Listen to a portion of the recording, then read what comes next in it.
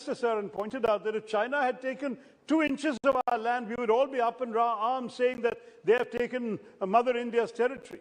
Here, the sea has taken away 64 kilometers of territory in my constituency, 64 square kilometers, and no one has bothered to find any money to address these problems. Homes have been toppling into the ocean, sir.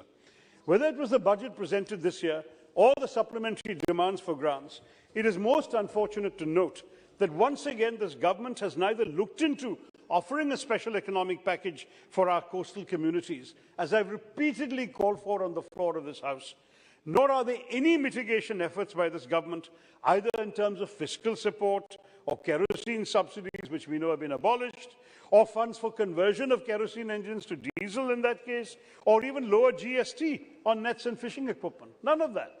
The fishermen just don't matter to this government. I'm sorry to say that though our own Honourable Prime Minister has often reminded us that the strength of India lies in her villages and that there is a need to bridge the gulf between urban and rural India, it is abundantly clear that this government has no regard for rural India, no regard for the children of the sea, and is actively engaged in widening the chasm between these two Indias. Not just in its disregard for Manrega or our farmers, but through its consistent reduction in the allocation for rural development and social security schemes like the Pradhan Mantri Awas Yojana Rural, the National Rural Livelihood Mission and the Midday Scheme, and in the neglect of our hard-working fisherfolk. A similar narrative, Mr. Chairman, emerges from the government's disregard for the healthcare sector, which has been consistently underfunded and barely features in the supplementary demands for grants presented by the Finance Minister. As I pointed out earlier this year, despite the frailties in our medical infrastructure that were exposed by the pandemic, the health sector was originally allocated only 200 crore rupees more this year. Yet again, I must say that the overall decrease after factoring inflation was a long way off from the goal envisaged in the National Health Policy 2017, which had announced that they would spend 2.5% of GDP on health. In fact, we all know that a majority, 67.8% of expenditure on healthcare in India comes from out of pockets of ordinary people. Aam Aadmi expenditure is what is sustaining the healthcare business in our country. It's not just one of the highest figures in the world, but pushes almost 55 million of our fellow citizens under the poverty line each year. People are living one serious illness away from poverty, sir. The COVID-19 pandemic has offered a fresh impetus for more financial support from the government, not just in healthcare, but also in critical research on public health. Yet, rather than learn from these lessons, the government has only nominally increased funds for the Ministry of Health and Family Welfare, and there is no significant number in the supplementary demands for grants. Now, we note that 22,000 crores are to be paid to the oil marketing companies for their losses on LPG cylinder sales. There are no supplementary allocations specifically for their losses on fuel. But I would like to draw the attention of this House to the troubling fact that government data shows that fuel prices are being kept unchanged for weeks and sometimes months before assembly elections, only to be changed soon after.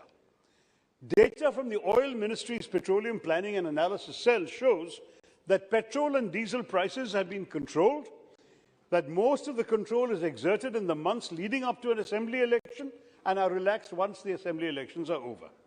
For example, an excellent article in the print today shows that prices were kept unchanged for 5 days before the assembly elections in Arunachal Pradesh, Andhra Pradesh and Sikkim in April 2019 and changed after.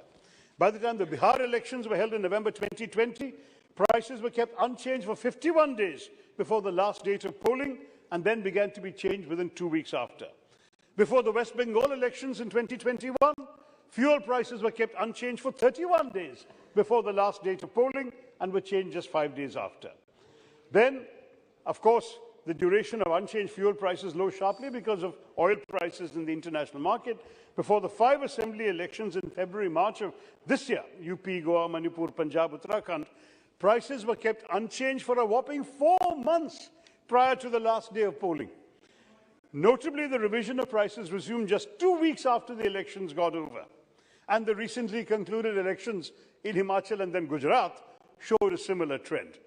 Fuel prices were kept unchanged for more than 8 months before the last day of voting in Gujarat, and it remains to be seen for how long these prices will remain unchanged now that the elections are over. I say this, sir, because while the finance minister will say that pricing decisions lie with the oil marketing companies, that is unlikely to be the case, since it's clear that it is the oil marketing companies that have to bear the brunt of having to buy expensive oil and sell fuel at cheaper prices to suit the government's political convenience.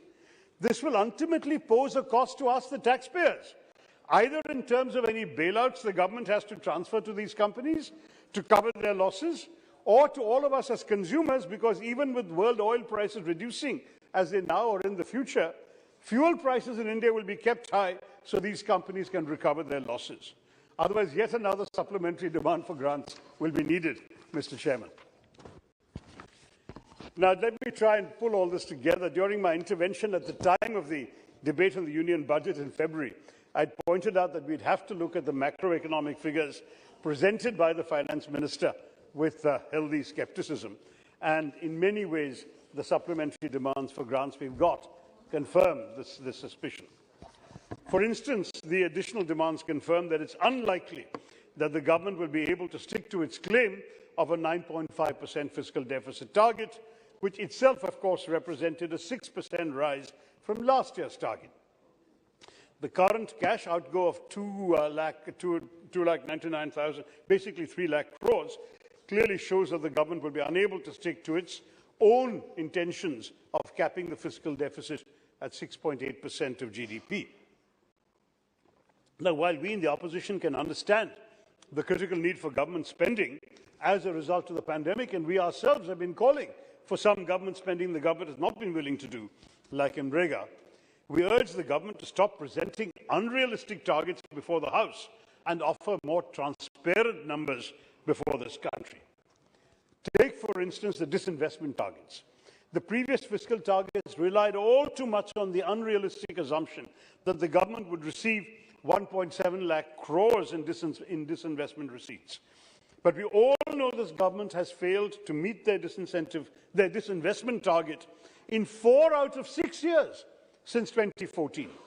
In the rare instances where they've managed to do so, it has only been made possible by the comical situation where one PSU has bought shares from another PSU.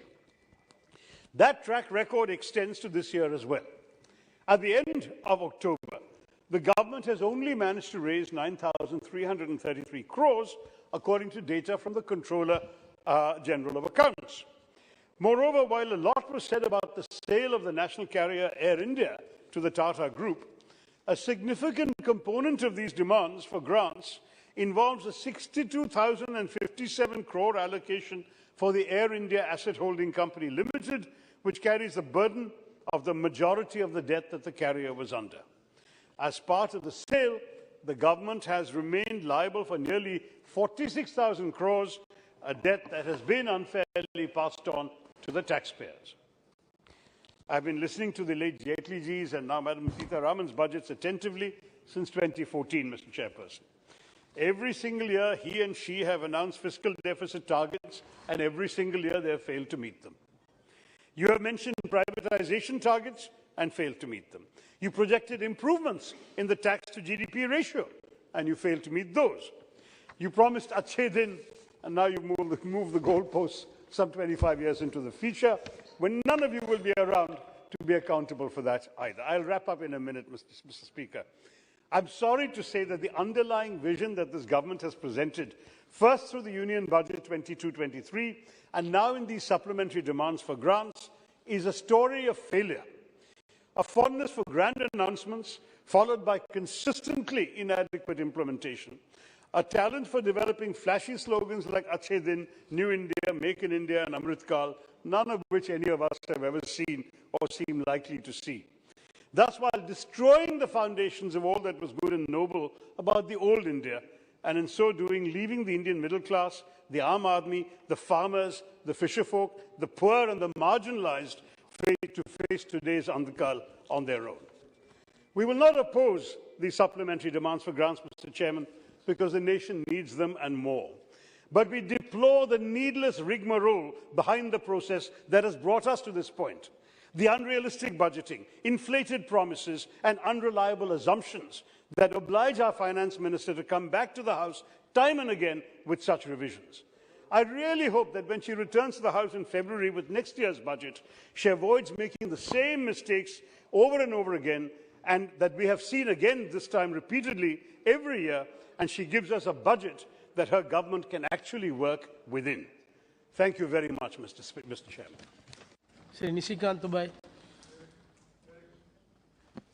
धन्यवाद सभापति महोदय। मैं माननीय प्रधानमंत्री जी के नेतृत्व में हमारी कर्मठ और योग्य वित्त मंत्री निर्मला सीतारामन जी द्वारा प्रस्तुत सप्लीमेंट्री डिमांड्स ऑफ ग्रांट्स के समर्थन में बोलने के लिए खड़ा हूं। सर, मैं अभी सुन रहा था कांग्रेस के हमारे मित्र को, तो वसीर बद्र साहब एक बहुत बड़े शायर हुए सर। उन्होंने एक बड़ी अच्छी शायरी कही कि सच सियासत से अदालत तक बहुत मसरूफ है,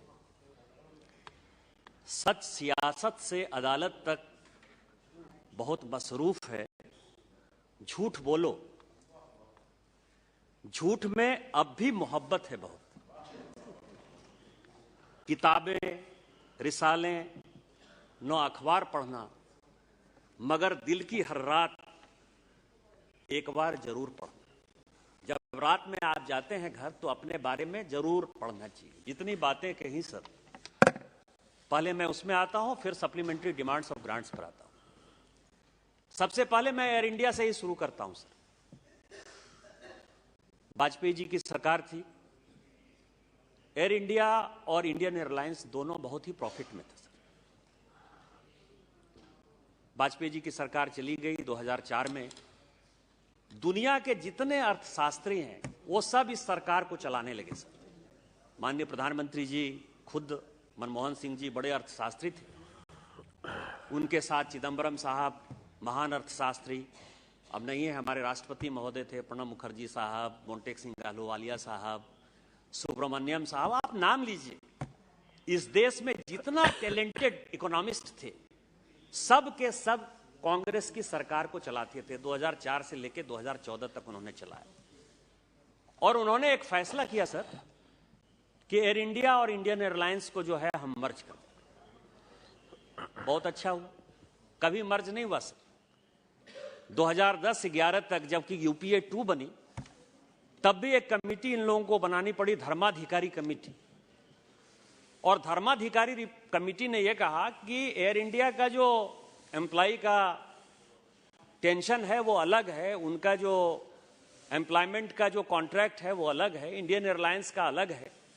कभी मर्ज नहीं कर पाए। इन्होंने क्या किया सर, जिस ऑर्गेनाइजेशन के पास पैसा नहीं था, मर्जर के बाद जिनकी की कोई भी हैसियत नहीं थी जहाज खरीदने की, यदि मेरे पास ये सॉल खरीदने की हैसियत नहीं है सर तो मैं कैसे सॉल ये ले सकता हूं। इन्होंने क्या किया, इन्होंने तय कर दिया कि मुझे 108 हवाई जहाज खरीदना है और उसके लिए भारत सरकार ने सॉवरेन गारंटी दे दी। और एयर इंडिया और इंडियन एयरलाइंस जो प्रॉफिट में था, तत्कालीन जो एयर इंडिया के सीएमडी थे, जो बाद में इलेक्शन कमिश्नर हुए, मैं उनका नाम नहीं लेना चाहता, उन्होंने लिखित कहा कि ये काम मत करिए, ये देश के लिए आप जो है अन्याय कर रहे हैं। लेकिन जब कमीशन खोरी की सरकार हो सर तो क्या करती है, उसने उस सॉवरेन गारंटी में एयर इंडिया और इंडियन एयरलाइंस को ऐसा फंसा दिया, उस लेगेसी से आज तक हम नहीं निकल पाए। और फाइनली मैं भारत सरकार को और सीतारामन जी को बधाई और धन्यवाद देना चाहता हूं कि हमने फाइनली एयर इंडिया को जो 5,000 से लेकर 10,000 करोड़ प्रत्येक साल देते थे, आज हमने उस पर विराम लगा दिया है। इसके लिए आप बधाई नहीं देंगे, बधाई के बदले मुझे कहेंगे गलती आपकी, चोरी आप करिए और दोषी हम। हमने क्या किया? और इस पार्लियामेंट में लगातार, मैं जिस दिन से सांसद बना 2009 से लेकर 2014 तक, कम से कम 10 बार, गुरदास गुप्ता साहब अभी नहीं है, लगातार मैं इस सरकार को आगाह करता रहा कि आप एयर इंडिया के लिए कुछ करिए, आप एयर इंडिया के लिए कुछ करिए। लेकिन कुछ नहीं कर पाए। आज यदि सरकार ने किया तो बधाई और धन्यवाद देने के बदले आप उसके ऊपर क्वेश्चन कर रहे हैं। दूसरा सवाल है ऑयल बॉन्ड का। सर, इन्होंने प्राइस की बात की, एलपीजी की बात की, क्योंकि इस बजट में 29,000 करोड़ रुपया जो है एलपीजी की बात है। मैं उसको रिपीट नहीं करना चाहता, क्योंकि पिछली बार मैंने बोलते हुए काफी कुछ चीजें कह दी। पूरे दुनिया में प्राइस बढ़ रहे हैं, दुनिया में तेल के दाम बढ़ रहे हैं। आपने जो कहा वोट बैंक की पॉलिटिक्स, वोट बैंक की पॉलिटिक्स हम करते हैं, झूठ की पॉलिटिक्स हम करते हैं कि आप करते हैं? आपने तो गुजरात चुनाव का उदाहरण दिया, आपने तो हिमाचल चुनाव का उदाहरण दिया कि प्राइस बढ़ नहीं रहे हैं, लेकिन आपने जनता को क्या गुमराह किया? आपने जनता को यह कहा कि दुनिया में $120 पर बैरल हो जाए, $110 पर बैरल हो जाए, मैं जो है पेट्रोल डीजल के दाम जो है कंट्रोल करके रखूंगा। और उसके लिए क्या रास्ता आपने अपनाया? क्योंकि कोई कंपनी घाटे में तो नहीं चल सकती है, आपने ऑयल बॉन्ड जारी किए। और उस ऑयल बॉन्ड की जो मैच्योरिटी है वो किसको पूरा करना पड़ रहा है? 2014 तक, क्योंकि आपको यह पता था। आपने इस देश में ऐसी ऐसी चीजें लागू की, कांग्रेस को यह पता था कि उसने इतना करप्शन कर लिया है, जनता में उसकी इमेज इतनी खराब है कि दोबारा उसको वापस नहीं आना है। और इसीलिए ये चीजें माननीय प्रधानमंत्री जी के माथे पर और जो वित्त मंत्री है, वित्त मंत्रालय के माथे पर थोपने के लिए आपने ऑयल बॉन्ड जारी किया। आज ऑयल बॉन्ड को रिटर्न करने के लिए पैसा देना पड़ता है। और यदि हम ऑयल कंपनी घाटे में नहीं जाए, और दूसरा जो है कभी हम अपने आम गांव गरीब किसान बच्चों को जो है कर्ज उसके माथे पर नहीं चढ़ाएं, यदि हम पैसा ले रहे हैं, कौन सा अन्याय कर रहे हैं? इसका क्या चुनाव में असर पड़ता है? यदि चुनाव की राजनीति होती तो हम उसको जो है 60 रुपया पर पेट्रोल और डीजल का दाम ले आते। माननीय मोदी जी ही एक ऐसे हैं जो सबका साथ सबका विकास का काम करते हैं। कोई भी जो है वो वोट बैंक की पॉलिटिक्स नहीं करते हैं, वो आम गरीब जनता की पॉलिटिक्स करते हैं। तीसरा सवाल यह है सर, हेल्थ पर इन्होंने कहा, हेल्थ पर है ही। आप समझें कि पूरी दुनिया ने कोरोना में जो भारत सरकार ने किया, माननीय मोदी जी ने किया, पूरे देश को एकत्रित किया, 130 करोड़ लोगों की यदि जान बची। आप हेल्थ सेक्टर में कहते हैं कि डाउन हो गया। मैं तो कोरोना के बाद संजोग ऐसा हुआ सभापति महोदय कि मुझे दुनिया के लगभग 50 देशों को घूमने का मौका मिला। मैंने अमेरिका भी देखा, मैंने यूके भी देखा, मैंने यूरोप भी देखा। जितने विकसित राष्ट्र थे, और आज जो चाइना अपने आप को बहुत बड़ा कर रहा है, आज भी चाइना में पूरा लॉकडाउन लगा हुआ है। कम्युनिस्ट शासन में जहां की सरकार के खिलाफ बोलना एक मुसीबत है, जहां अपने जान में जोखिम उठाकर आप सरकार का खिलाफ कर सकते हैं, वहां कोरोना ने यह हालत कर दिया कि आज वहां गांव से लेकर शहर तक, हॉस्टल से लेकर खेती किसानी तक सारे लोग आंदोलन कर रहे हैं। पूरा लॉकडाउन लगा हुआ है। पूरा न्यूयॉर्क शहर यदि आप जाइए तो पूरा का पूरा सेल पर है वो। सारी दुकानें बंद हो चुकी हैं। यूके की हालत यह है कि पिछले 6 महीने में 3 प्रधानमंत्री बदल गए। हमारा सौभाग्य है और हम बधाई देना चाहते हैं कि जिस इंग्लैंड ने, अंग्रेज ने हमारे यहां रूल किया, आज भारतीय मूल के वहां प्रधानमंत्री हैं।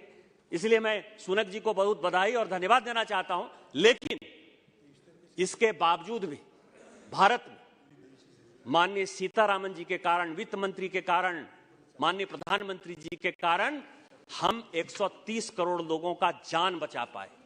आज पहली बार ऐसा हुआ कि कोई भी टीका होता था, पोलियो से लेके छोटा मलेरिया फलेरिया तक होता था सर, उसके लिए हम लोगों को 10 साल 12 साल जो है टीका के लिए इंतजार करना पड़ता था। आप रिसर्च डेवलपमेंट की बात करते हैं, आप हेल्थ सेक्टर की बात करते हैं, आपने कभी भी जो है एम्स बनाने का प्रयास नहीं किया, आपने कभी गांव गरीब किसानों को देखने का प्रयास नहीं किया। हमारी सरकार थी जिसने आयुष्मान भारत दिया। आज 5 लाख रुपया प्रत्येक परिवार को मिल रहा है कि नहीं मिल रहा है, और 22 एम्स बने। कोई ऐसा राज्य नहीं है जहां की माननीय प्रधानमंत्री जी ने एम्स नहीं दिया, और कई एक ऐसे राज्य हैं जहां 2-2 एम्स बना। इसके बावजूद भी आप कहते हैं कि हमने बजट डाउन कर दिया। कुछ भी डाउन कर दिया? हमने 130 करोड़ लोगों के जान बचाने के लिए काम किया नहीं किया, इसके लिए आपने कभी बधाई दी? कभी विरोध के लिए विरोध करना है? इसी तरह का डिबेट चलेगा सभापति महोदय? अब मैं आपको बताऊं कि ये डिमोनेटाइजेशन पर आते हैं। उस दिन अधीर चौधरी साहब भी बोल रहे थे सर, और आज जब स्टार्ट किया शशि थरूर साहब ने, मुझे लगता है कि घड़ी कभी कभी जब रुक जाती है तो कांग्रेस की घड़ी, मैंने उस दिन भी बोलते हुए कहा था कि 1950 में कांग्रेस की घड़ी रुक गई, इसके आगे जो है वो बढ़ ही नहीं पा रही। होता है ना कि हमारे घर में बहुत गांव गरीब जमींदारी है सर, तो जमींदार के यहाँ क्या था कि किसी जमाने में मान लीजिए कि हाथी घोड़ा बंधा हुआ रहता था, आज तो जमींदार के पास हाथी घोड़ा बनता नहीं है, तो कोई जब फंक्शन होने लगता है तो किराए पर जो है वो हाथी घोड़ा लेकर आ जाते हैं और वो अपने आप को दिखाते हैं कि हम जमींदार हैं। उसी तरह से कांग्रेस जो है, कांग्रेस को कोई चीज समझ में नहीं आता कि उसने जब जब शासन किया इस देश में, जब 2014 में माननीय मोदी जी ने चार्ज लिया, उस वक्त देश के हालत क्या थे? कहीं भी बम विस्फोट हो सकता था, कहीं भी दंगा हो सकता था, फेक करेंसी का बोलबाला था, ड्रग्स डीलर, मैं नाम नहीं लेना चाहता, संजय भंडारी से लेके जो अगस्ता वेस्टलैंड में अभी बंद हैं क्रिश्चियन मैकेल तक, ये सारे के सारे जो है drugs dealer, arms dealer, drugs का मनी, ट्रैफिकिंग का मनी, चाइल्ड और महिला के ऊपर जो है निर्भया जैसे कांड हो रहे थे। इस तरह के कांड को रोकने के लिए क्या आपको नहीं लगता था कि इस इकोनॉमी को दुरुस्त करने की आवश्यकता है, ब्लैक मनी को दुरुस्त करने की आवश्यकता है, ब्लैक मनी को बचाने की आवश्यकता है, इसको आगे बढ़ाने की आवश्यकता है? और आरबीआई यदि कोई प्रपोजल लेकर आता है कि यदि आपको टेरर को खत्म करना है, आर्म्स और ड्रग्स के मनी को खत्म करना है, फेक करेंसी को खत्म करना है, ब्लैक मनी को खत्म करना है, तो उसके लिए रास्ता डिमोनेटाइजेशन है, तो डिमोनेटाइजेशन जो है कर दिया तो हमने गलत काम कर दिया। क्या आपको नहीं लगता कि आप आईएसआई और पीएफआई जैसे संगठन को, जो कि हमारे देश को टुकड़े टुकड़े करना चाहते हैं, या टुकड़े टुकड़े गैंग के जो सदस्य हमारे यहाँ हैं, उसके लिए आप उनकी मदद करते हैं? आपको उसके लिए बधाई नहीं देनी चाहिए कि आज जो है ये कम हो गया? 2000 का नोट जो है रीमोनेटाइज हो रहा है, और 2000 नोट जो कांग्रेस ने बचा के रखा है वो निकाल के ले आइए, जनता के बीच में ले आइए, नहीं तो एक दिन यदि घोषणा कर देंगे कि वो 2000 का नोट इतने तारीख से खत्म हो जाएगा तो आप लोग परेशानी में पड़ जाएंगे। इसके बाद सभापति महोदय, मैं मनरेगा पर आता हूं। यहां सारे सांसद बैठे हुए, मनरेगा पर उन्होंने बहुत लंबा चौड़ा भाषण दिया। मैं यहां मनरेगा पर आता हूं और मैं व्यक्तिगत तौर पर यह मानता हूं कि मनरेगा जो है कांग्रेस सरकार की सबसे घटिया योजना है। मैं सांसद होने के नाते ये बात on the floor of the house में व्यक्तिगत तौर पर यह बात बता रहा हूं। मनरेगा में जितना करप्शन है शायद किसी भी योजना में करप्शन नहीं है। 50 से 55% मनरेगा में करप्शन है। अब देखिए हमारे सांसद कर रहे हैं 80%, क्योंकि सभी लोग मॉनिटरिंग कमेटी के चेयरमैन हैं। और मनरेगा आपने यदि लागू कर दिया, मनरेगा आपको पता है कि क्या लागू किया, क्या कानून आपने पास किया? वो डिमांड ड्रिवन है। ये कानून है कि जो राज्य जितना मांगेगा, जहां जितनी आवश्यकता होगी वहां उतना दिया जाएगा। यही कारण है कि आपकी जो पॉलिसी रही है, क्या होता था कांग्रेस की पॉलिसी कि बजट एस्टीमेट वो अलग बनाते थे। जैसे बजट पेश किया, बजट एस्टीमेट है। जैसे अभी लेकर आई निर्मला सीतारामन जी 4,37,36,000 करोड़ का जो है नया सप्लीमेंट्री डिमांड्स लेकर आए, तो वो कहेंगे रिवाइज्ड एस्टीमेट इतना होगा। और जब एक्चुअल होने लगेगा, जब 31 मार्च के आसपास होने लगेगा, तो उसमें जितना जो बजट एस्टीमेट है उससे भी कम जो है उनको डालना है। कांग्रेस की हमेशा नीति, मैंने आपको कहा ना कि देश को गुमराह करने का किसी ने काम किया, यदि इसके बैलेंस को किसी ने बिगाड़ने का काम किया तो उसके लिए सबसे बड़ा जिम्मेवार जो है कांग्रेस है। उसका बजट एस्टीमेट अलग है, रिवाइज एस्टीमेट अलग है, एक्चुअल एस्टीमेट अलग है। हमारी सरकार है, हमारी सरकार क्या करती है कि बजट एस्टीमेट, रिवाइज एस्टीमेट से जो एक्चुअल एस्टीमेट है वो और ज्यादा खर्चा होता है। और यही कारण है कि मनरेगा जैसी योजनाएं जो डिमांड ड्रिवन है, जिस राज्य को जितना चाहिए, जिस लेबर को 100 दिन के रोजगार के लिए राज्य को काम करना है, लेकिन हम तेलंगाना तो नहीं बनने देंगे ना। वहां अभी नरेगा में जो है, यहां किशन रेड्डी साहब बैठे हुए हैं, पूरा का पूरा फंड डाइवर्ट हो गया। हम बंगाल तो नहीं बनने देंगे ना, कि पूरा का पूरा बिहार नहीं बनने देंगे। आज की स्थिति ऐसी है कि राज्यों के पास पैसा नहीं है। राज्य जो है अपनी योजनाओं को गलत तरीके से चलाने के लिए मनरेगा के फंड को यदि डाइवर्ट करेंगे तो क्या उसके लिए ऑडिट नहीं होगा? और यदि आप यूटिलाइजेशन सर्टिफिकेट नहीं भेजेंगे तो कहां भारत सरकार को सपना आ रहा है कि वो आपको पैसा भेज देंगे? और यदि मंत्री मिले थे हमारे स्टेट का, मैं 10 डेलीगेशन लेके गिरिजात Manrega, how issues have been decided now. They are motivatedly targeting question. मैं ये कर रहा हूं सर कि मैं चुनाव में जो है 1.5 महीने वहां बंगाल रहा हूं सभापति महोदय, और मुझे ये पता है कि ये फंड डाइवर्ट हो रहा है, और यदि फंड डाइवर्ट हो रहा है तो भारत सरकार के नियम के हिसाब से यदि आप यूटिलाइजेशन सर्टिफिकेट नहीं देंगे, भारत सरकार यदि संतुष्ट नहीं होगी, तो हमारे और आपके चाहने के बावजूद भी वो पैसा नहीं जाएगा, क्योंकि ये देश कानून से चलता है और कानून ये कहता है। आप सुदीप्ता यहाँ के मंत्री रहे हैं, सीनियर आदमी हैं, केंद्रीय मंत्री रहे हैं, आप ही जिस विभाग के मंत्री रहे, आप ये बताइए कि बिना यूटिलाइजेशन सर्टिफिकेट के आप अपने मंत्रालय में किसी राज्य को पैसा दे पाए? इसी कारण से होगा, नहीं तो कोई दूसरा वो मंत्री जवाब देंगे। Your turn will come. Your turn will come. You can address. मैं एड नहीं कर रहा हूं। Honorable, he is not yielding. Your turn will come, honorable member. You can address. इसके बाद जो सबसे महत्वपूर्ण है, No. इस देश में Your सभापति turn will come. इस देश में सभापति Your turn will महोदय come. दो लोगों में, सभापति महोदय मैं आप ही को कर रहा हूं, सभापति महोदय, इस देश में दो लोगों पर I am addressing you only, I am focusing you, आप ही की तरफ, एकदम अर्जुन की तरह जो है, केवल मैं सभापति महोदय के चेयर की तरफ देख रहा हूं सर। इस देश में फर्टिलाइजर पर अभी बड़ा भाषण हुआ। दो चीजें जो है राजनीति करने के लिए, हम जितने लोग पॉलिटिशियन हैं सर, 2-3 चीजों पर हम लोग खूब राजनीति करते हैं। किसान की आय दुगुनी होनी चाहिए, किसान को फायदा होना चाहिए, किसान का नुकसान नहीं होना चाहिए, किसान के साथ नुकसान होता है तो वो अन्नदाता है, और दूसरा गरीब को जो है अमीर कर देना चाहिए, महिलाओं को जो है सुरक्षा हो जानी चाहिए।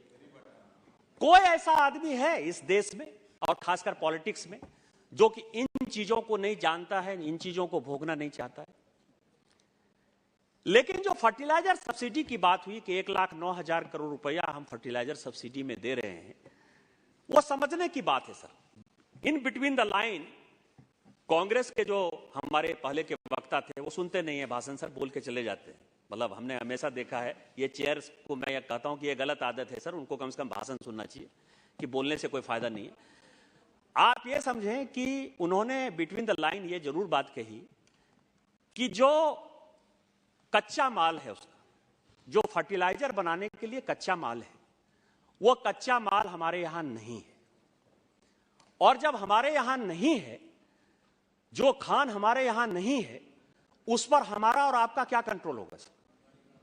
तो भारत सरकार क्या किसानों को सब्सिडी नहीं देगी? क्या ये चाहेगी कि उनको जो है मार्केट जो है तय करे कि फर्टिलाइजर का रेट क्या होगा? हमारे माननीय प्रधानमंत्री जी ने 2-3 चीजें जो बड़ी बात कही, और मैं माननीय प्रधानमंत्री जी का, कृषि मंत्री का, केमिकल फर्टिलाइजर मंत्री का और वित्त मंत्री का आभारी हूं और बधाई देना चाहता हूं कि दुनिया में जहां कहीं कुछ नहीं हुआ। आप कह रहे हैं कि 2014 के बाद क्या हुआ? 2014 के बाद कृषि के क्षेत्र में जो बड़ा काम भारत ने किया, उसके लिए पूरे देश को खड़े होकर माननीय प्रधानमंत्री जी को बधाई देनी चाहिए। यूरिया का जहां तक सवाल है सर, यूरिया हम इंपोर्ट करते हैं, 50 किलो यूरिया के बदले आज अब 500 मिलीलीटर आप नैनो फर्टिलाइजर का यूज कर सकते हैं।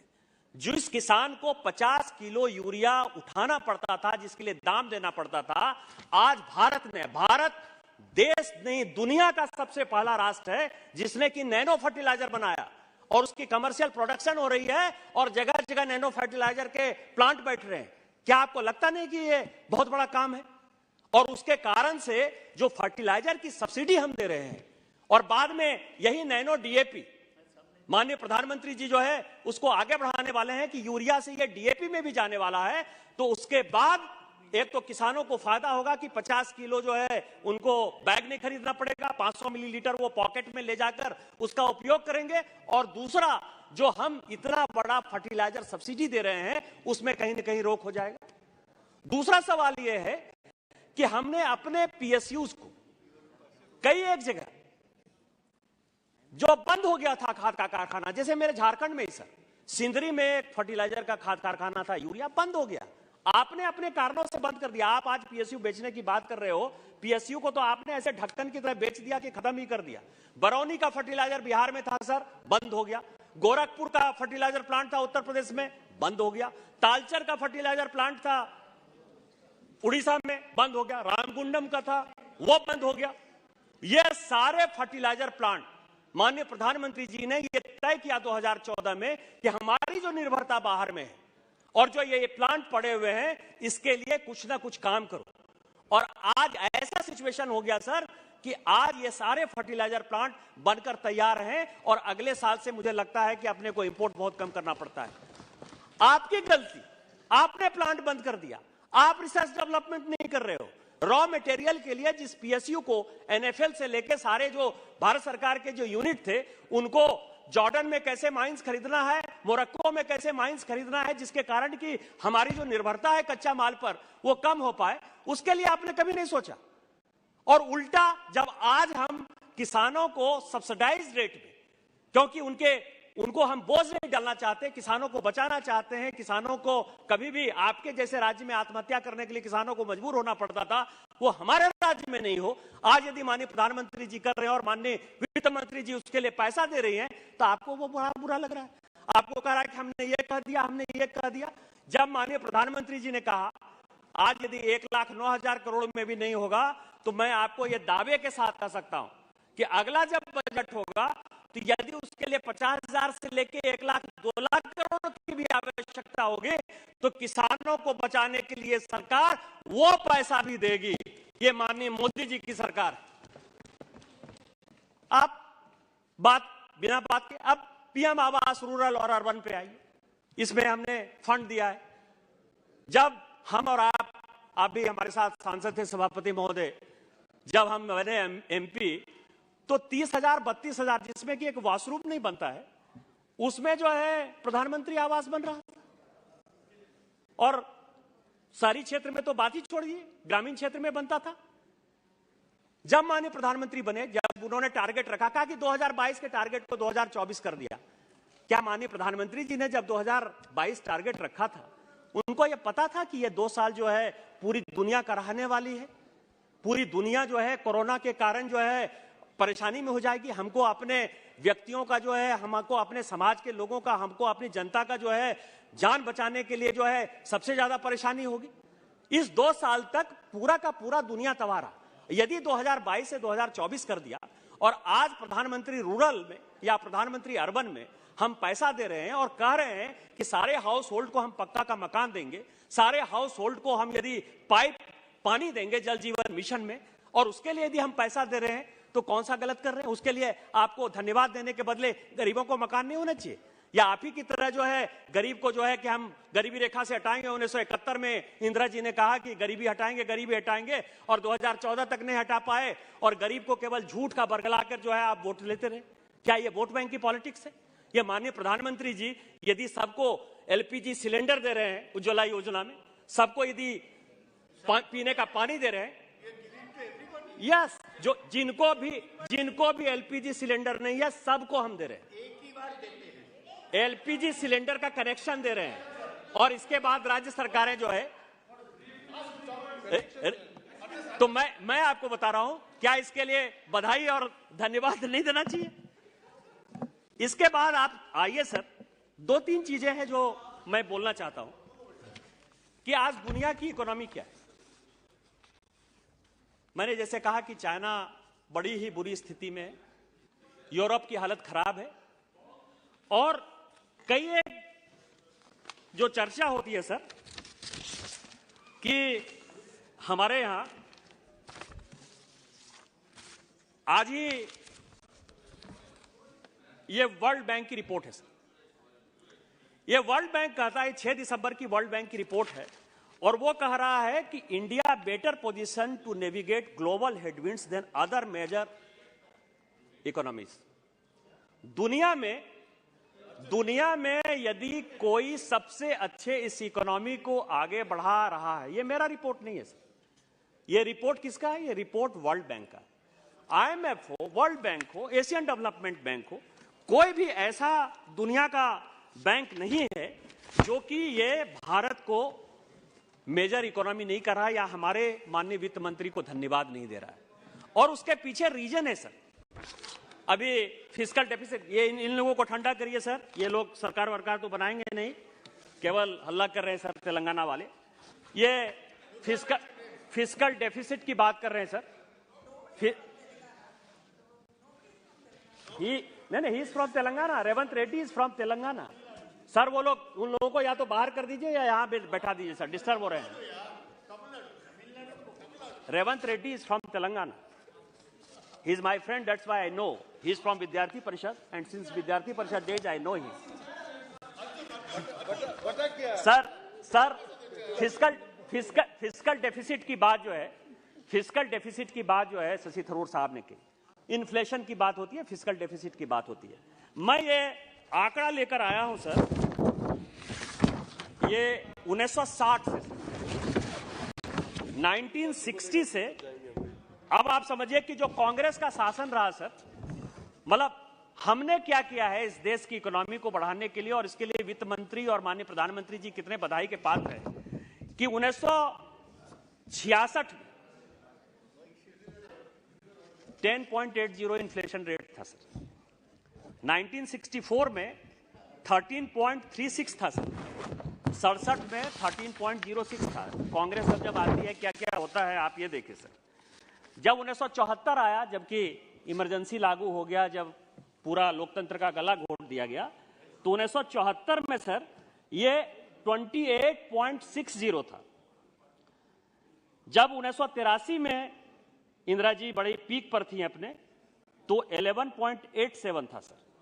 जब नरसिम्हा राव जी और माननीय मनमोहन सिंह जी, जिनका कि पूरी दुनिया लोहा मानती है और हम भी मानते हैं कि उन्होंने लिबरलाइजेशन करके एक बड़ा काम किया, 1995 में ये 10.22% था सर। और जब बड़े ही होशियार और होनहार, जो आजकल इंडियन एक्सप्रेस में बड़े बड़े आर्टिकल लिखते रहते हैं, चिदम्बरम साहब जब इस देश के वित्त मंत्री थे 96-97 में सर, तो उस वक्त 13.23 था, क्योंकि उन्होंने एक बड़ा काम किया सर, ब्लैक मनी को व्हाइट मनी कैसे किया जाता है उसके लिए एक बड़ा एमनेस्टी स्कीम लेकर आए। और वो आज भी जो है पूरा देश जो है उसके लिए, जो टैक्स पेयर, जो जेन्युइन टैक्स पेयर हैं, आज भी वो परेशान हैं कि ये कैसा एमनेस्टी स्कीम लेकर आए। यदि ऐसा ही स्कीम आता है कि आप भारत सरकार को पैसा नहीं दो, क्योंकि आज जो हमारा सिचुएशन है सर, और मैं वित्त मंत्री जी को उनका बधाई और धन्यवाद देना चाहता हूं इन्फ्लेशन खत्म करके, कि आज हमारा जो इन्फ्लेशन है इतना होने के बाद भी केवल 5.13%। क्या इसके लिए इनको बधाई नहीं देना चाहिए? इन्होंने जो काम किया सर, कि आज जो टैक्स कलेक्शन है, जो टारगेट इन्होंने 14 लाख करोड़ का फिक्स किया था, वो आप समझिए कि 25% एक्सीड कर गया। फर्स्ट टाइम ऐसा हुआ, बिना इकोनॉमी का ही एक्सीड कर गया, 17 लाख 18 लाख करोड़ हो गया। जीएसटी जिसका कि टारगेट जो है 1 लाख सवा लाख करोड़ हमने फिक्स किया था, वो प्रत्येक महीने जो है वो बढ़ता जा रहा है, वो 1.5 लाख करोड़ भी कभी कभी एक्सीड कर रहा है। क्या जीएसटी का कलेक्शन जो है, इकोनॉमी बढ़ रही है, या हम इसके लिए हमको इनको धन्यवाद नहीं देना चाहिए? क्या इनकम टैक्स का कलेक्शन बढ़ रहा है, इसके लिए हमको माननीय वित्त मंत्री जी को धन्यवाद नहीं देना चाहिए? तीसरा सवाल यह है कि यहां सारे मेंबर ऑफ पार्लियामेंट हैं, उनके लिए मैं 2-3 सूचना देना चाहता हूं कि यह सरकार ने क्या काम किया है। और इस बजट में 12,000 करोड़ रुपया का एक प्रोविजनिंग लेकर आई है भारत सरकार रेलवे के लिए। आज तक जो रेलवे बना सर, वो रेट ऑफ रिटर्न की पॉलिसी से बना। रेट ऑफ रिटर्न की पॉलिसी अंग्रेजों ने बनाई थी। 150 साल, पौने 200 साल से किसी भी सरकार और किसी भी माननीय प्रधानमंत्री जी ने यह देखने का काम नहीं किया कि जो गांव, गरीब, पिछड़े लोग हैं, आदिवासी जगह के लोग हैं, एस्पिरेशनल डिस्ट्रिक्ट के लोग हैं, उनको जो है रेल की सुविधा कैसे मिले। क्योंकि पिछड़े इलाकों में रेल वहीं गया, जैसलमेर में, जोधपुर में, उदयपुर में, जहां की राजा महाराजा बहुत मजबूत थे, और उन्होंने बिना रेट ऑफ रिटर्न को देखे हुए, चाहे आप राजा महाराजा को जितनी भी गाली दी, उन्होंने आम जनता को दिया। यह बात मैंने यहां कही, माननीय प्रधानमंत्री जी और माननीय रेल मंत्री जी और खासकर माननीय वित्त मंत्री जी का मैं आभार प्रकट करना चाहता हूं कि जो रेलवे ये गति शक्ति का जो प्रोग्राम लेकर आई है माननीय वित्त मंत्री जी, और उसमें जो ये 12,000 करोड़ रुपया इन्होंने इसमें इंक्लूड किया है। अब आप समझिए कि जो भी पिछड़ा इलाका है वो क्या कर रहे हैं कि आर्थिक आधार पर EIRR क्या है, आर्थिक आधार पर यदि हम वो रेल लाइन बनाएंगे तो उससे हमको गरीबों को हम कितनी बड़ी सुविधा प्रदान कर रहे हैं, इसके आधार पर अब रेल लाइन बन रहा है।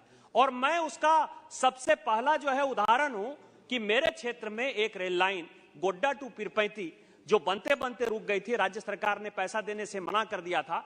तो मैं आपके माध्यम से माननीय वित्त मंत्री जी का आभार प्रकट करना चाहता हूं, रेल मंत्री जी को बधाई देना चाहता हूं कि उन्होंने 1400 करोड़ रुपया, पहला ऐसा प्रोजेक्ट है झारखंड में, झारखंड बनने के बाद, कि 1400 करोड़ रुपया भारत सरकार ने यह तय किया कि हम ही देंगे पैसा और रेल लाइन बनाएंगे। और आज जिस तरह की नेशनल हाईवे बनता है, सभी जो मेंबर ऑफ पार्लियामेंट है और देश के लिए मैं एक जानकारी दे रहा हूं कि अब आपके यहां भी जो वर्षों से, क्योंकि कांग्रेस का जो ये नीति रहा कि पहली बार बजट में घोषणा कर दो, 5 साल के बाद जो है उसके लैंड एक्विजिशन का प्रोसेस चालू करो, उसके 5 साल के बाद पैसा दो और उसके 5 साल के बाद यदि बनेगा बनेगा। क्योंकि मेरे यहां एक Sultanganj to Deoghar rail line है सर, जो आज से 30 साल पहले अनाउंस हुआ है, उसका लैंड एक्विजिशन तक नहीं हुआ है। जो आपने जो है जनता को गुमराह करने शुरू किया था इस देश में, माननीय प्रधानमंत्री जी ने आके जो खत्म किया, उसका सबसे बड़ा उदाहरण मैं हूं और मैं इसके लिए बधाई देना चाहता हूं। और आप लोगों के यहां भी यदि कोई रेल लाइन बनने का होगा तो आर्थिक आधार पर यह रेल लाइन भारत सरकार बनाएगी और उसमें इस बजट में जो है ये बहुत बड़ा प्रोविजन किया गया है। जो दूसरा और बड़ा प्रोविजन है सर, वो प्रोविजन है टेलीकॉम। टेलीकॉम में यदि भारत सरकार का BSNL यदि अच्छा काम नहीं करेगा, और क्या सिचुएशन था मैं उसमें जाना नहीं चाहता कि सभी जगह 4G हो गया, BSNL 4G में नहीं गया, MTNL कैसे डूब गया, मैं उसके तह तक नहीं जाना चाहता, क्योंकि इसमें उन्होंने 13,000 करोड़ तक का प्रोविजन किया है। पूरी दुनिया में 5G टेक्नोलॉजी भारत ने लॉन्च की, शहर में जो है वो रोल आउट हो रहा है। और ये केवल और केवल भारत के जो वैज्ञानिक हैं, भारत के जो लड़के हैं, क्योंकि जब भारत सरकार ने तय किया कि चाइना की टेक्नोलॉजी नहीं आएगी, चाइना का इक्विपमेंट नहीं आएगा, आज 5G लागू हो गया और 5G जगह जगह जा रहा है। और 5G सरकारी कंपनी में चालू होगा, BSNL को वो उसको देने को तैयार है। मैं ये कह रहा हूं कि उसको सब कुछ देने को तैयार है। उसके लिए 13,000 करोड़ सभापति महोदय, इसके लिए मैं आपको बता रहा हूं कि 5G टेक्नोलॉजी यदि चालू हो गई, यदि मान लीजिए प्राइवेट में ही चालू हो गई, यदि सरकारी में चालू नहीं हुई, यदि भारतीय वैज्ञानिकों ने किया, तो माननीय प्रधानमंत्री जी को यदि बधाई धन्यवाद नहीं देना चाहते हो तो कम से कम वैज्ञानिकों को तो दे दीजिए। क्या नहीं देना चाहिए? अंबानी को दे दीजिए, अडानी को दे दीजिए, किसी को दे दीजिए, लेकिन यह तो कहिए कि भारत ने 5G टेक्नोलॉजी आगे किया और उसके लिए 13,000 करोड़ रुपया जो है इसमें बजट में प्रोविजन है। ये सारे जो बजट के जो एस्टिमेट हैं सर, अब आप समझिए एक और जो बड़ा है कि हमने लगभग जो है 80,000 करोड़, जो महत्वपूर्ण है सर, वो प्रधानमंत्री गरीब कल्याण योजना में इस बजट में 80,000 करोड़ रुपया दिया। कोरोना के कारण मैंने जैसे आपको कहा कि पूरी दुनिया तबाह रही थी। समस्या ये थी कि लोगों की जो है जान बचाना, क्योंकि सबसे हमारे यहाँ कहा जाता है सर, जितने भी अमीर है पहले से, कि यहाँ भी पार्लियामेंट में लिखा है कि ऐंग निजा परो व्यक्ति गणना लघु चेत साम उदार चरिता नाम तुंग वसुधैव कुटुंबकम। भारत सरकार का जो एक नियम है और जिस श्लोक के सहारे माननीय प्रधानमंत्री जी आगे बढ़ते रहे, वो ये है कि ओम सहना भत्तु सहना भुनत्तु सहवीर्यं करवावहे तेजस्विना मदीद वस्तु मां विद विषावहे। तो गरीबों की सेवा करना इस सरकार का सबसे बड़ा फर्ज था। और कोरोना के बाद मैं वित्त मंत्री जी को फिर से बधाई, बस 2-3 मिनट में मैं खत्म करूंगा, बधाई और धन्यवाद देना चाहता हूं कि इन्होंने जो काम किया कि प्रधानमंत्री गरीब कल्याण योजना से लगभग 80%, 82% जो लोग हैं उनको लगातार हम कैसे सुविधा मिले, कैसे उनका पेट भरे, कैसे उनको किसी के आगे हाथ नहीं फैलाना पड़े, इसके लिए भारत सरकार लगातार प्रयासरत है और इसके लिए 80,000 करोड़ दिया है। इसके लिए मैं माननीय वित्त मंत्री जी का आभारी हूं। केवल 2-3 चीजें मैं एक और जानकारी देना चाहता हूं। आज ही एक जवाब में जो है ये रेवंत रेड्डी के जवाब में जो है ये डॉलर के बारे में माननीय वित्त मंत्री जी ने कहा, मैं आपको बधाई देना चाहता हूं कि कई एक ऐसे कंट्री हैं जिसमें कि रुपया एप्रिसिएट हुआ है। डॉलर यदि आगे बढ़ा है तो इसका मतलब ये नहीं कि भारत की इकोनॉमी आगे नहीं जा रही, हमारी इकोनॉमी आगे जा रही है। और जिस तरह से आपने हम इसको आगे किया है, उसके लिए आप बधाई के पात्र हैं। केवल एक चीज जो मेरा विषय है, जो मैं हमेशा माननीय वित्त मंत्री जी से आग्रह करते रहता हूं, कि जो हमारा कंसर्न था क्रिप्टो करेंसी पर, जब मैंने आज साल 1.5 साल पहले बात किया था इसी पार्लियामेंट में, तो हमने कहा था कि क्रिप्टो करेंसी जो है ये ट्यूलिप मेनिया का पार्ट है और ये चिटफंड और क्रिप्टो करेंसी में कोई फर्क नहीं। कई एक लोगों को लगता था कि ये युवाओं के खिलाफ जाएगा, लेकिन पूरी दुनिया यूएन से लेके G20 तक जहां जहां आप गई हैं, आपके कंसर्न को देखा है और माननीय प्रधानमंत्री जी इसमें आग्रही हैं कि इसमें टेरर का मनी है, इसमें ड्रग्स का मनी है, इसमें इलिसिट मनी है और बेसिकली ये पूरा का पूरा चिटफंड कंपनी है। मेरा आपसे आग्रह होगा कि जब आप डार्क वेब पर है, जिसको कि हम कंट्रोल, उदासी साहब यहाँ हैं जो कि हम लोग लगातार इनको आगे बढ़ाते रहे, मेरा आपसे केवल आग्रह रहेगा कि आपने इकोनॉमी को इतनी मजबूती दी है, माननीय प्रधानमंत्री जी ने इतनी मजबूती दी है, अब ये क्रिप्टो को जो है कंप्लीट बैन करने का समय आ गया है। क्रिप्टो को बैन करिए। आपने मुझे मौका दिया, आप ये सप्लीमेंट्री बजट लेकर आई, इसके लिए मैं माननीय वित्त मंत्री जी का, हम अपने प्रधानमंत्री जी का और पार्टी का बधाई और धन्यवाद देना चाहते हैं कि इस बुरी परिस्थिति में भी आपने 130 करोड़ लोगों की जान बचाई। आपको पुनः एक बार धन्यवाद। जय हिंद, जय Bharat. Thank you, Thiru Dayanidhi Maran. Thank you, Chairman, sir, for giving me an opportunity to speak on supplementary demands for grants for 2022 and 2023. Sir, the Finance Minister has put forward an additional gross expenditure plan for almost worth 4.36 lakh crores. Because of due higher receipts and savings from existing outlays come up to 1.1 lakh crores. Hence, the government is seeking Parliament's approval for a net cash outgo of 3.26 lakh crores as supplementary demands. Sir, these are mainly going towards higher subsidy bills, especially 3 Fs, sir. Fertilizers, food and fuel, which are taking a chunk of out of the demand. Sir, fertilizers alone, our finance minister is now going to give a additional subsidy of 1.09 lakh crores. Sir, this expenditure rose, especially, sir. Our finance minister in our reply will definitely say this is not in our hands. This is because of the global scenario, because these are all out of our means, because of the war with Russia and Ukraine, and because of global scenario, our hands are tied, and hence she was forced to increase the subsidy. So, yes, sir, we have to accept it, that, sir. Because whatever explanation she gives it last, so that we can't give our counter argument, and always she gets the last word. We accept it, sir. But, sir, when my good friend Nishikant Dubey spoke, he was talking about that this government has brought nano fertilizers. Sir, we are very, very happy you're bringing this subject. Sir, my colleague, Mrs. Kanimuri, is also a chairman of the Fertilizers Committee, and she had given a report to the government saying that nano fertilizers is the way to go. But, sir, who's producing the nano fertilizers in India? Only one company, IFFCO. IFFCO is the only company which is producing nano fertilizers, which are not enough. Sir, to distribute the nano fertilizers, we need drones. A drone technology, so that, sir, in fact, it's very good, sir, because where you use one bag of fertilizer, regular normal fertilizers, you just have to use a handful of nano fertilizers which directly get absorbed by the plant.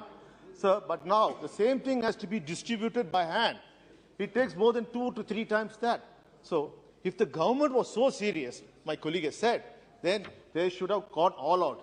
They should have increased the subsidy and made sure all the other fertilizer plants switch to nano fertilizer. But, sir, what do we do? What does NDA government do? Sir, they sell. Today, we have a Bengal Chemicals, which is a profit-making fertilizer company. So what do we do, sir? We sell it. Sir, instead of focusing on nano fertilizers, we are only selling all our good fertilizer companies, sir. And naturally, where are we making in India? The very fact that our Prime Minister says we make in India, everything should be made in India. Sir, all along, we are still handicapped, dependent, purely dependent on our imports. And this theory, there's no full stop to it. If they have 8 years they are in government, they should have had a fast side. You had the lead. You had the best brains. You should have found a solution. Sir, and for the food subsidy, sir, nearly 80,000 crores for the Department of Food and Public Distribution, sir. Nearly 3/4 of this is going for the government's Pradhan Mantri Gharib Kalyan Anna Yojana, sir, which was started to give free rations during the COVID, sir. Sir, we welcome that. It was a very good scheme because during the COVID, people were suffering. They gave it, and they were very, very clear that this will stop after COVID pandemic stops. But, sir, they can't.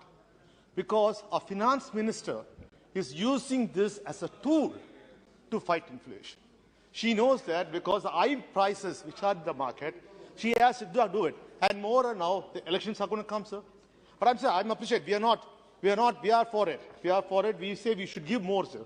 Because they are the ones who come and go in public and say they are against subsidies. Subsidies is what killing the nation. So we never said that. We always said the poor needs us. As long as poor people are there, it is the duty of the government to ensure they are taken care. That is the way principle of the Dravidian model, and that's how we go forward for it. You are double-tongued.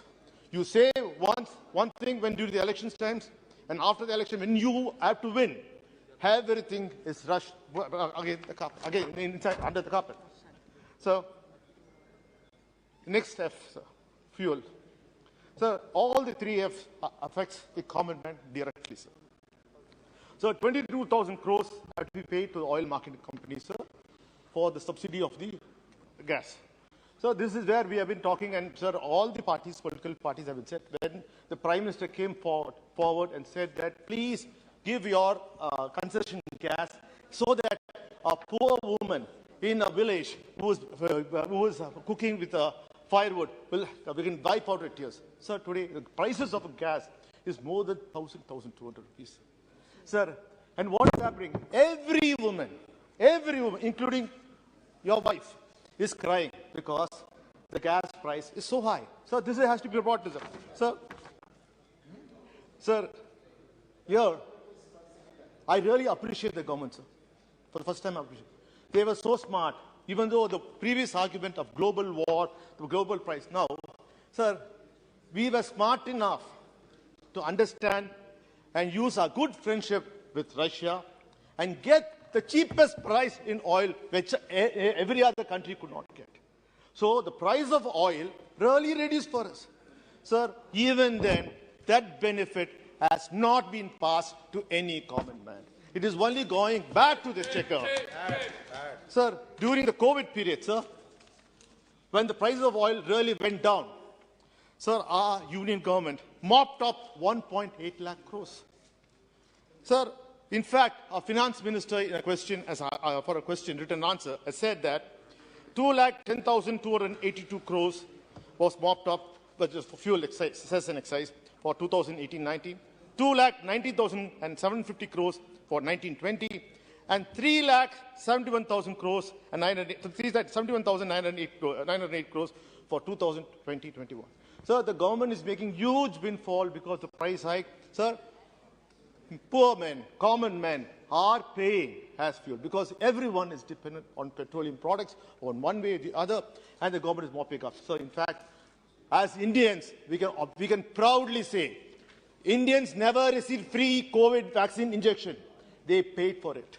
They paid for it through the cess and excise collected by this government, which came back as free. So we paid for it. So you don't take the credit. The credit will go to Indian, the common man, sir. Sir, we saw, sir, the government which was collecting so many fuel on revenue on excise, sir. November last year, for Deepavali, sir, they slashed the prices. And they were brag-beating about it. We have brought the prices down. What did you state governments do? They have been increasing the price every month. They have forgot that. Even in the finance minister's answer, she said, what did your state do? But you have been increasing every month. We also did our part because we have a very less, your area is very, very big. Sir, but before the 5-state elections, sir, they reduced the price. And that was a Deepavali gift, so that they could win the elections. Sir, now, one wonders whether the fuel price are controlled by the markets or by the government. So you say that the fuel prices are controlled by the market related. When the international price, sir, today, in March of this year, sir, the international price was $129. So today, the international price of barrel of oil is $76. There's any price reductions of the last 200 days, there's not been a big price reduction. Sir, we know why. Because the elections just got over. They ensure that the Gujarat elections gets over. They ensure that, sir, if it's really market-driven, when, sir, everyone knows that if the market price is $76, sir, the Indian basket is $10 less. Mr. T.R. Bal, my leader, knows that when he was a finance minister, sorry, when he was a petroleum minister, this was the way. So it is technically $66. Sir, where is the benefit for the common man? If you really want to control inflation, finance minister should reduce the burden, sir. Everyone is now crying by using fuel, sir. Sir, today we are buying fuel 18.5% from Russia, which is only second to Saudi Arabia. We have made sure, sir, when throughout the world, every part of it, from USA to UK to Europe, are suffering with high price of fuel. The only country in the world which has got the lowest price of fuel is India. Even then, sir, no benefit for the common man, sir. So, in fact, sir, I should say, sir, because of this, Indians are paying in a different way. So, for young students who are planning to go to US, or young people who are going to work for US, their visas cannot come within the stipulated time. It takes nearly 3 years because the other NATO countries have decided to punish our Indian students by ensuring that they don't get their visa on time, sir. Sir, in fact, I was very, very happy because my good friend Nishikant Dubey has said that about the 5G, that India has a homegrown technology. So it's a proud movement, sir. In fact, our finance minister, when she had gone to US, she said she is ready to give the homegrown 5G technology, transfer it to developing US or UK, to all the foreign countries who want to benefit out of our 5G. Sir, it was a proud moment, very proud moment for me that our finance minister offered this to that. So to show that our own homegrown 5G technology is so good. But why can't you give to BSNL and MTNL? You can't even give it to 3G or 4G to MTNL and MTNL. But you want to give 5G to the entire world. The 5G is, sir, this is all, sir, this I have to say, sir. Sir, the next is, sir, Manrega. Sir, as my good friend said that it's a very bad scheme because for only one reason, UPA brought it. Whatever UPA brings is a very, very bad scheme, sir. It's not at all good for the country. But today, sir, 45 crores, sir, today, sir, the rural development will get allocated an increase of more than 45,000 crores with an additional 16,400 crores to be earmarked, providing additional funds for Manrega and 28,000 crores for others and the heads. Sir, when you say this is a bad scheme, why are you supporting it? Simple thing, sir. They have failed. The NDA government has failed in providing employment. The NDA government is not providing any skilled employment. So the only way to keep employment under control is going back to Manrega and ensuring you work in the farms. We are giving you the money. So this is what, sir, I'm sure that if they have data, they would have definitely come and given it to us. Sir, see, this is the data which we have, sir.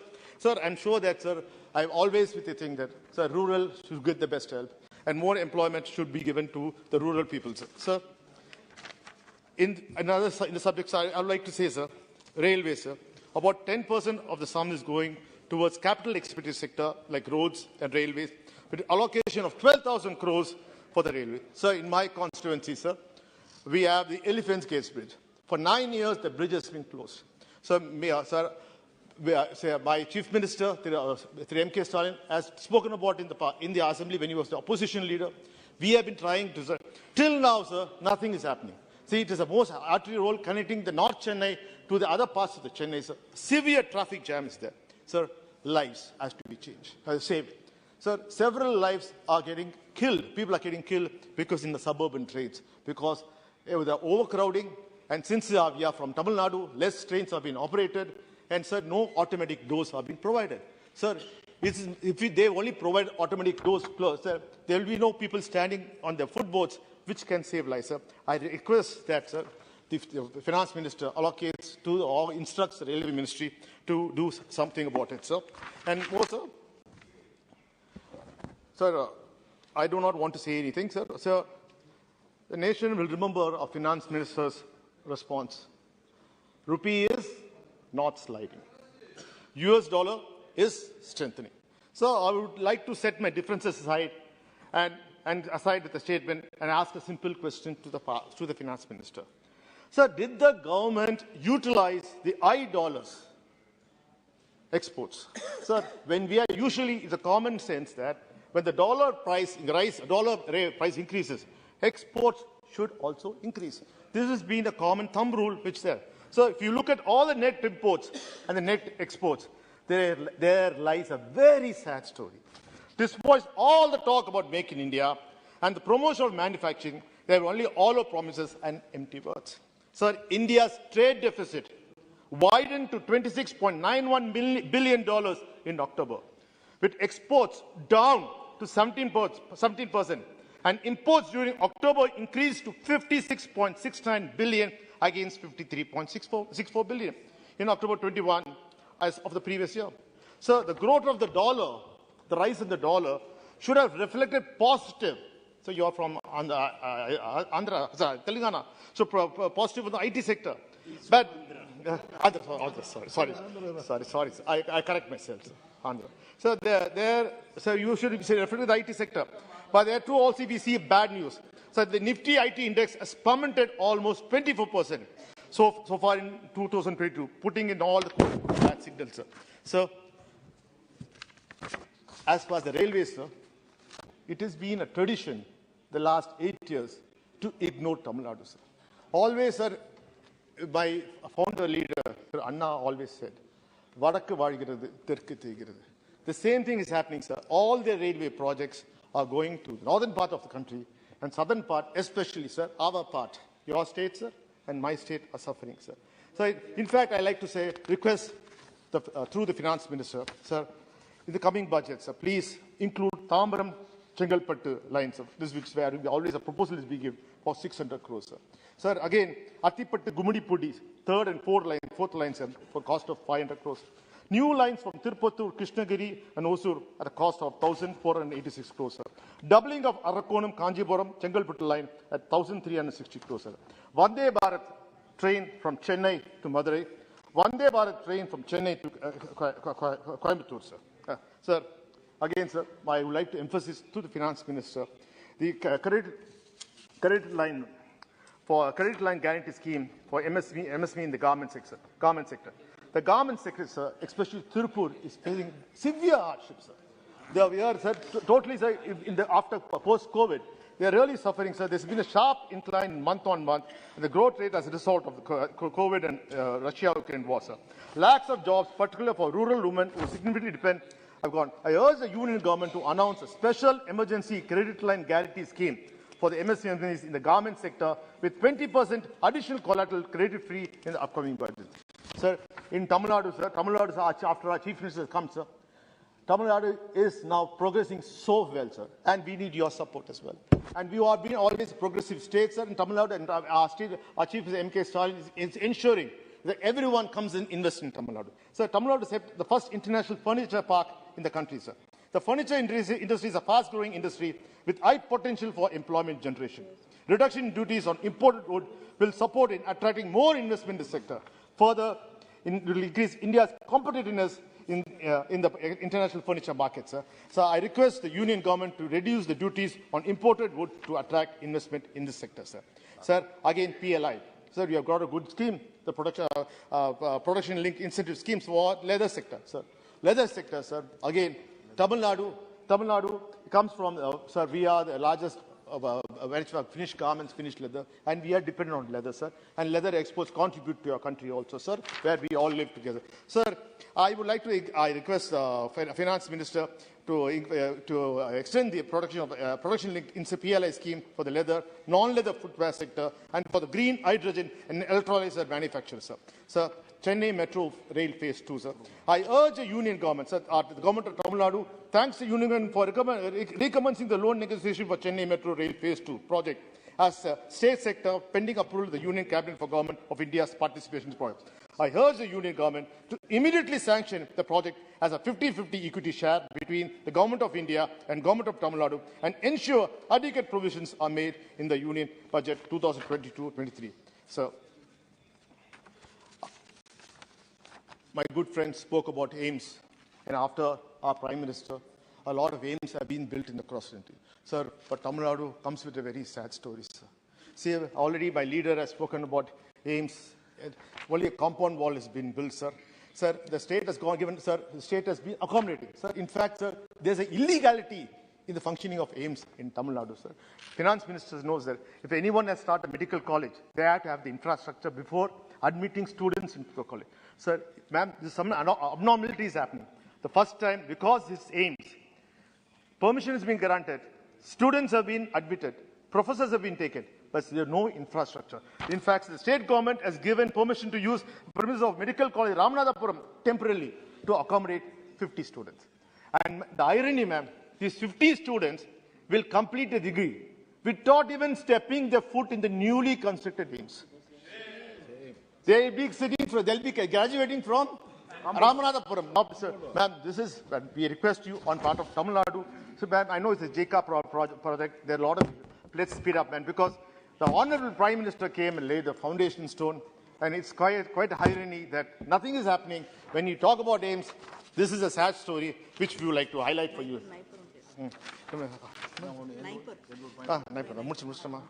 Sir, again, sir, on behalf of Tamil Nadu government, I have certain demands, request to make the Finance Minister. I thought this will be the right opportunity to take, I think, sir, on Civil Supplies Department, the CMR subsidy for 2018-19 to 21-22, around 5,903.48 crores still pending with you, madam. Please ensure that you give it to Tamil Nadu. Sugar subsidy from January to September 2022, 31 crores still pending. And fortification of rice, 7.3 crores. Intra-state movement of PDS, PMGKY from 2022-2022, 251.04 crores is pending. Interstate movement NFSA from November 2016 to 2021, 621 crores are still pending for the union government. Of this, Civil Supplies Department alone, we are 6,814 crores are pending from your side, ma'am. We humbly request you to expedite the process. And the Finance Commission's grants for urban local bodies for 2022-23, this Million City Plus, the utilization certification for the year 2021-22 have been sent to the Government of India, and all conditions have been complied to avail the grant for the year 2022-23. The Government of India is yet to release the grants. For air quality, we still release of 122 crores, and SWM sanitation 313 crores, and again for the non-million city, non-million plus cities tied 550 crores, untied 370 crores, for total of 1,360 crores are still yet to be released after giving all the utilization certificates from the Tamil Nadu, ma'am. Ma'am, GST compensation, and every time we have to make a request for 2020-21, 5,000 crores is pending, ma'am. For 2021-22, 2,098 crores, ma'am. For 2022, 23 April, June, ma'am, around 3,675 crores, ma'am. A total of 10,879 crores is still pending. Ma'am, I request you that to consider Tamil Nadu, and before I end, I like to say, strong states make a strong union, and I expect you to make all the states strong. Ma'am, it's not only good that you make Gujarat strong. Make every state, every Tamil Nadu strong, and make sure that southern India doesn't get deprived. Thank you, Chairman, sir, for giving me this opportunity. Shri Saugataraji. Sir, I like to speak on the supplementary demands for grants. This is not an opportunity to criticize the minister or any other ministers. This is an opportunity to take a stock of the economic situation in the country. Sir, there is a total supplementary grant of 39.45 lakh crores. Out of this, 1.1 lakh crores go towards fertilizer subsidy. And it has been mentioned that this is due to rise in urea prices in the Ukraine-Russia crisis. Extension to Garib Kalyan Yojana will cost 44,000 crores. More capital needed for general insurance as their solvency margins have dipped. Sir, 1.80,348 crores towards food subsidy, including Garib Kalyan Yojana, which is a good scheme. For petroleum, though we are buying the cheapest petroleum in the world, still 29.9 lakh crores extra subsidy. Rupees 13,669 crores towards telecom to bring 5G to Jio, not to BSNL and MTN. 12,000 crores in railways, good thing. Only you have to be careful that the Vande Bharat trains do not collide with cattle. You must find out a technical solution to this cattle problem. Rupees 10,000 crores towards GST compensation. CapEx, capital expenditure, has been augmented by rupees 31,000 crores. Now, nobody can have any quarrel with this demand. This is necessary. The government will have to spend it. But if I may remind the finance minister that 2 years ago, we had the corona pandemic. We saw pictures of migrant labor walking to their village homes, all on foot, dying on the road, being run over by railways. Abhijit Binayak Banerjee, the young economist who is a Nobel Prize winner, suggested that these people should be given a cash subsidy of at least 10,000 crore. This cash subsidy of 10,000 would not only put money in their hands, allow them to buy a few things, that would also allow the economy, the money to circulate. The finance minister remained impervious to this plain demand of the most hapless people that I have seen. It is worse than any migration in the history of mankind. This did not happen. Sir, now we'll have to discuss about the economic situation. How is the economic situation under Finance Minister Nirmala Sitharaman? I would say that India as a country has withstood the headwinds throughout the world. There has been economic recession. The Russia-Ukraine conflict has affected the world economy. And it is said, when our rupee is falling against the dollar, some people have said that even the yen is down. Chinese currency falls 15%. British pound has fallen by 17.7%. So it's a general problem. But I have not had one statement from the government to say what they are doing to improve the rupee's value vis-a-vis the dollar. Government has remained totally silent to this, and now economists are saying that it will remain flat. It's now 81.1%. I remember a few years back, it was 45 rupees to a dollar. Now it is 81 rupees. The government has not expressed the concern that it should have in this matter. The other thing is with regard to GDP growth. Any country's economy is measured by GDP growth. World Bank estimates GDP growth for FY 23 at 6.9%. Now, this will depend on whether inflation will moderate. Inflation was 6.77% in October 22. It came down a little compared to 7.41% in September 22. The rise is mainly in food. And I saw the very pleasant picture of the finance minister going like a common housewife to a market in Chennai buying vegetables. She must have realized how bad it is for the common middle class people who are hit by inflation. The Reserve Bank has repeatedly raised the repo rate, the rate at which it lends to bank, but it has failed to control the inflation. I admit that it's not a runaway inflation, but it's inflation all the same, and it is having an impact on the common man's pocket. The other thing is that agriculture has been, RBI's tolerance band was 6%. We have not been able to reach RBI's tolerance band. WPI was slightly, wholesale price index was slightly down to 8.39 in October from 10.7 in September 22. Inflation, as I mentioned, is 6.77% in October 22.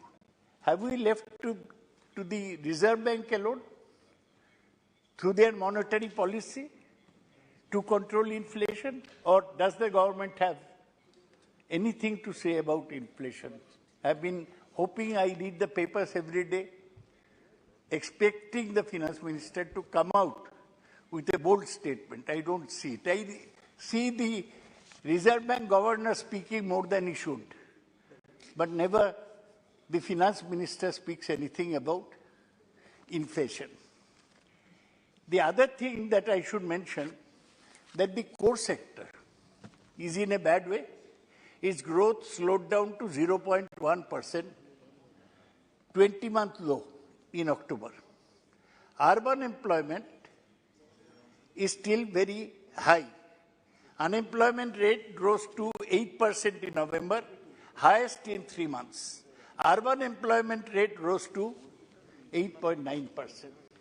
I have not seen a single statement from the government as to what they are doing vis-a-vis the employment situation. Yes, I say that there are some steps taken by the government were good. Capital expenditure stood 46.8% higher than the same period last year. The GST revenues have increased significantly. And a good side is that MGA NREGA declined in October by 7.5%. That means less people are going for this wage employment. There is more buoyancy in the rural areas in agriculture, which is a good thing. But again, sir, ours seems a roller coaster ride. We're good in something, bad in something else. Like merchandise exports fell to a 20-month low in October 22. Exports are at the worst, and Indian rupee depreciated 2.6% against US dollar. Sir, what I want to say is that our economy, yes, the global headwinds are not nice. Indian economy has shown resilience. Overall, agriculture has been excellent. For 2 years, we have had good agricultural production. Our farmers have shown a lot of strength. But we are claiming to be the third biggest economy. We are already the fifth. And $5 trillion economy by whenever 2027, 26. But our GDP growth has slowed to 6.3%. Fiscal deficit at 45%, 45.6% of a full year's target already in October. Manufacturing sector, I told you, has declined. It needs policy support from the government. None has been forthcoming. Services sector alone, trade, hotel, transport services, they have kept our post-COVID situation, they have kept up the growth momentum of the economy. They need to be congratulated. So we need to think out of the box. Main problem is this percentages mentioned do not fill the common man. Two primary problems, one inflation, the other unemployment. Job creation has slowed down after uneven recovery. The other sector which needs the finance minister's attention is the banks. I saw a statement, I don't know whether it's economically correct. He said NPAs up by 365% under PM Modi. That is Mr. Kharge's statement, I don't know. You will clarify. But in the last 5 years, 10 lakh crores were write-offs to keep banks half their NPAs. So you have written off 10 lakh crores, and thus banks have halved their NPAs. Banks have recovered only rupees 1.32 lakh crores from write-offs in 5 years ending March 22. Sir, the industry is pressing for two things. They have said decriminalize GST law, slow personal IT rates, lower personal IT rates. They say the industry, shrinking exports with high deficit call for a policy reboot. Food and fuel inflation must be controlled. Having said all this, sir, let me state quite clearly that Indian economy and the world economy is at a crossroads. Instead of boasting that we are going to be $5 trillion economy, we have to remember that globally, you see, the US tech companies, Twitter, Meta, they are all cutting down employment. This will also have an ultimately effect on Indian IT firms like TCS, Infosys, and Wipro. The manufacturing contraction shows why RBI should pause rate hikes. Having said all this, sir, I have posed the main problems of the Indian economy before the finance minister. This is the last time he will make a detailed statement in the House before she presents the budget. I do hope that she has already started the pre-budget consultation. I do think that she will clear the cobwebs in our mind, our doubts regarding the position of the economy. And last point, I would urge the finance minister that be more charitable and fair towards West Bengal. She has no particular constituency to cater to. She is a Tamil based in Andhra, stays in Delhi. So she can be fair to everybody. And now we have this huge dues from, and in upper house, from Karnataka, as Anish pointed out. So we have this huge pending dues from the central government. Some say it's 1 lakh crores, 7,300 crores in NREG alone. Huge amounts in House for All. I would request her. We don't have a full cabinet minister now in finance in West Bengal. There is a minister of state work. She can call and she can sort out some of the financial demands. And lastly, my friend Dayanidhi Maran mentioned the many projects in railways that were started. I would request the finance minister, you have given some extra money to railways, to Ashwini Vaishnav's effort for modernizing the railways, where Vande Bharat trains are being hit by cattle. We have many ready projects in West Bengal awaiting completion. The rest of the part of Calcutta Metro, including the suburbs, the Arambagh-Bishnupur line, all these lines are pending completion for a long time. We have been neglected. Now, elections are still, Lok Sabha elections are a year and a half away. It is the time to bury old enmities and put the country on a pedestal to march towards a better country in the 75th year of our independence. Let us forget our old rivalries. Let the state, as my friend Dayanidhi rightly mentioned, strong states mean a strong center.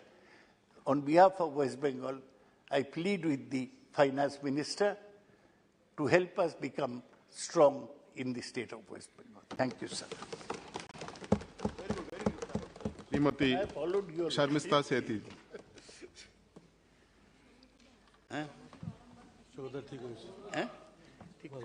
Seriously. Government is claiming that it is confident of accelerated growth, and several international agencies see India as a bright spot amidst the adverse impact of COVID-19 and Russia-Ukraine war. This is a positive thing.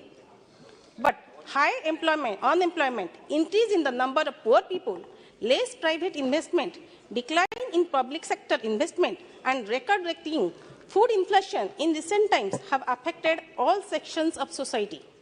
Rupee is falling like never before. Now, in this situation, what corrective measures is the government taking? We have become the 5th largest economy, but at the same time, nearly 18 lakh children in India are severely malnourished. Dropout rate of children in primary school has increased from 1.9% to 3.02%. I am hopeful Honorable Finance Minister will address these issues in her reply. Sir, several state governments have taken initiative on their own to heal the wounds of the people. Odisha government, under the leadership of Honorable Chief Minister Sri Naveen Patnaik ji, has taken many pro-people and pro-development measures. Some of them are as follows.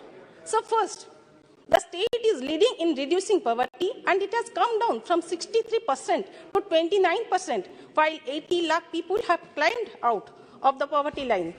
So second, Odisha is the only state in India to have doubled farmers' income. Third, Odisha is increasing in the steel production by nearly 10 times in the last 2 decades. Recent Make in Odisha conclave has generated investment intents of 10.5 lakh crore with potential for 10.50 lakh direct and indirect employment. Fourth, through Mission Shakti, government is working tirelessly to empower women to be model entrepreneurs and leaders. Fifth, Sir, Odisha is committed to provide a pakka ghar to every household. Odisha is the only state where beneficiaries are getting financial assistance not only for the construction of the houses but also for their repairing. Rupees 1,444 crore has been directly credited to the bank account of 31 lakh household beneficiaries under Biju Pakka Ghar Yojana for repairing of their houses. Sir, when developmental activities of such a large scale are going on, the people of Odisha also expect same support and cooperation from central government in a federal structure.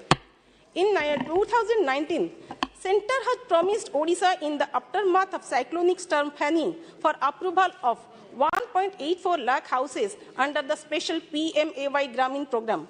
So many people had lost their houses in the 14 districts of Odisha, which were affected by the cyclone. People are still waiting for the central assistance.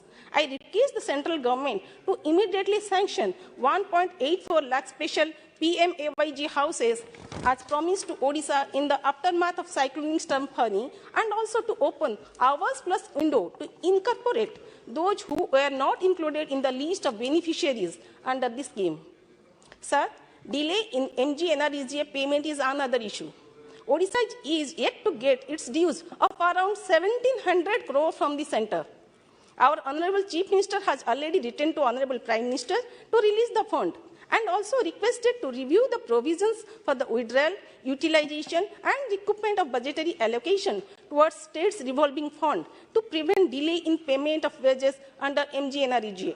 Odisha government, in order to address the distress migration in 20 migration-prone blocks of our 4 districts, namely Balangir, Bargarh, Kalahandi and Nuapada, has approved a new state sector scheme, State Support to MGNREGS, wherein it has decided to provide additional 200 days of work over and above the guaranteed 100 days of work mandated under MGNREGS Act 2005. The entire cost towards the payment of wages beyond the guaranteed 100 days of wage employment under MGNREGA will be borne by the state government. When the state is being proactive in providing employment opportunities, non-payment of dues by the central government has become an obstacle. Through you, sir, I would like to request the government to take necessary steps as proposed by Honorable Chief Minister. Sir, Odisha has sought 60% of coal sales share from this center and also wants coal-bearing states to be assigned reasonably lower limits for the renewable power obligation, that is RPO. Further, renewable energy projects in the coal-bearing states should be funded from National Clean Energy Fund, NCEF. While the rate of royalty on coal has not been revised for more than 4 years, the central government has enhanced the clean environment cess on coal. Odisha's demand should be considered as the same, is based on merit. Sir, at present, GST on Kendu leaves has been fixed at 18%. Central tax on Kendu leaf was earlier 0. Considering the difficulties of the tribal people and the livelihood problems they are facing after GST, I request the central government to place the matter before the GST Council and reduce the GST on Kendu leaves from 18% to 5%. I also demand that Jagannath International Airport in Puri to be completed in a timely manner, and another airport may be considered in Jajpur, keeping in view of the importance of district from industrial, religious and tourism perspective. That is my constituency also, sir. Further, I urge the government to add direct air routes from Bhubaneswar to Dehradun and Bhubaneswar to Sirdi. Tourists from Odisha visit religious pilgrimages in Uttarakhand and Sirdi and vice versa. However, due to no direct flight connection between these cities is proving to be costly for the people. Direct flights would be cost-effective and time-effective for the people of Odisha. Sir, I will raise some issues of my constituency. Sir, Jajpur is famous for tourism. Vaishnav, Saiva, Sakta, all the tourist destinations are there in my constituency. Besides, the district has a rich legacy so far as Buddhism is concerned. I demand that these tourist spots to be developed with central assistance and Buddhist sites be covered under Buddhist circuit. Ministry of Railway had announced that it would redevelop railway stations in Odisha. The ministry had narrowed down 12 stations in Odisha, namely Puri, Bhadrak, Barampur, Cuttack, Jajpur Keonjhar Road, Khordha Road, Rayagada, Sambalpur, Baleshwar, Jharsuguda, Raurkela and Bhubaneswar. The ministry had said that modernization and redevelopment would be up to the international standards. An MOU was also signed between Bhubaneswar Development Authority and East Coast Railway to construct a modern station building at Bhubaneswar at the cost of the state government. However, no steps have been taken by the Ministry of Railways to modernize the other 11 stations. I request the Ministry of Railways to put into motion the redevelopment and modernization of other 11 stations as well. Through you, sir, I also request the Honorable Railway Minister for urgent action on Jajpur-Dhamra line. Sir, to conclude, recently in Padmapur, Odisha, Honorable Railway Minister had announced that railway projects are pending because of lack of land under allotment. Once the land is allotted, projects will take off the next day. However, I have a question here. Why are the projects for which land has already been allotted still lagging and have not been completed yet? As on 1st April 2021, railway projects costing Rs 55,219 crore for 4,643 kilometers length, falling fully or partly in the state of Odisha, were pending for completion. These include 11 new line projects covering a length of 1,460 kilometers at a cost of rupees 20,346 crore. One GC project covering a length of 159 kilometers at a cost of 1,455 crore, and 25 doubling projects covering a length of 3,024 kilometers at a cost of rupees 33,418 crore spending. Different railway projects in Odisha are in incomplete stage. I request the central government to look into the matter. With these words, I conclude. Thank you. Shri मालूक नागर जी। धन्यवाद साहब, आपने बोलने का मौका दिया।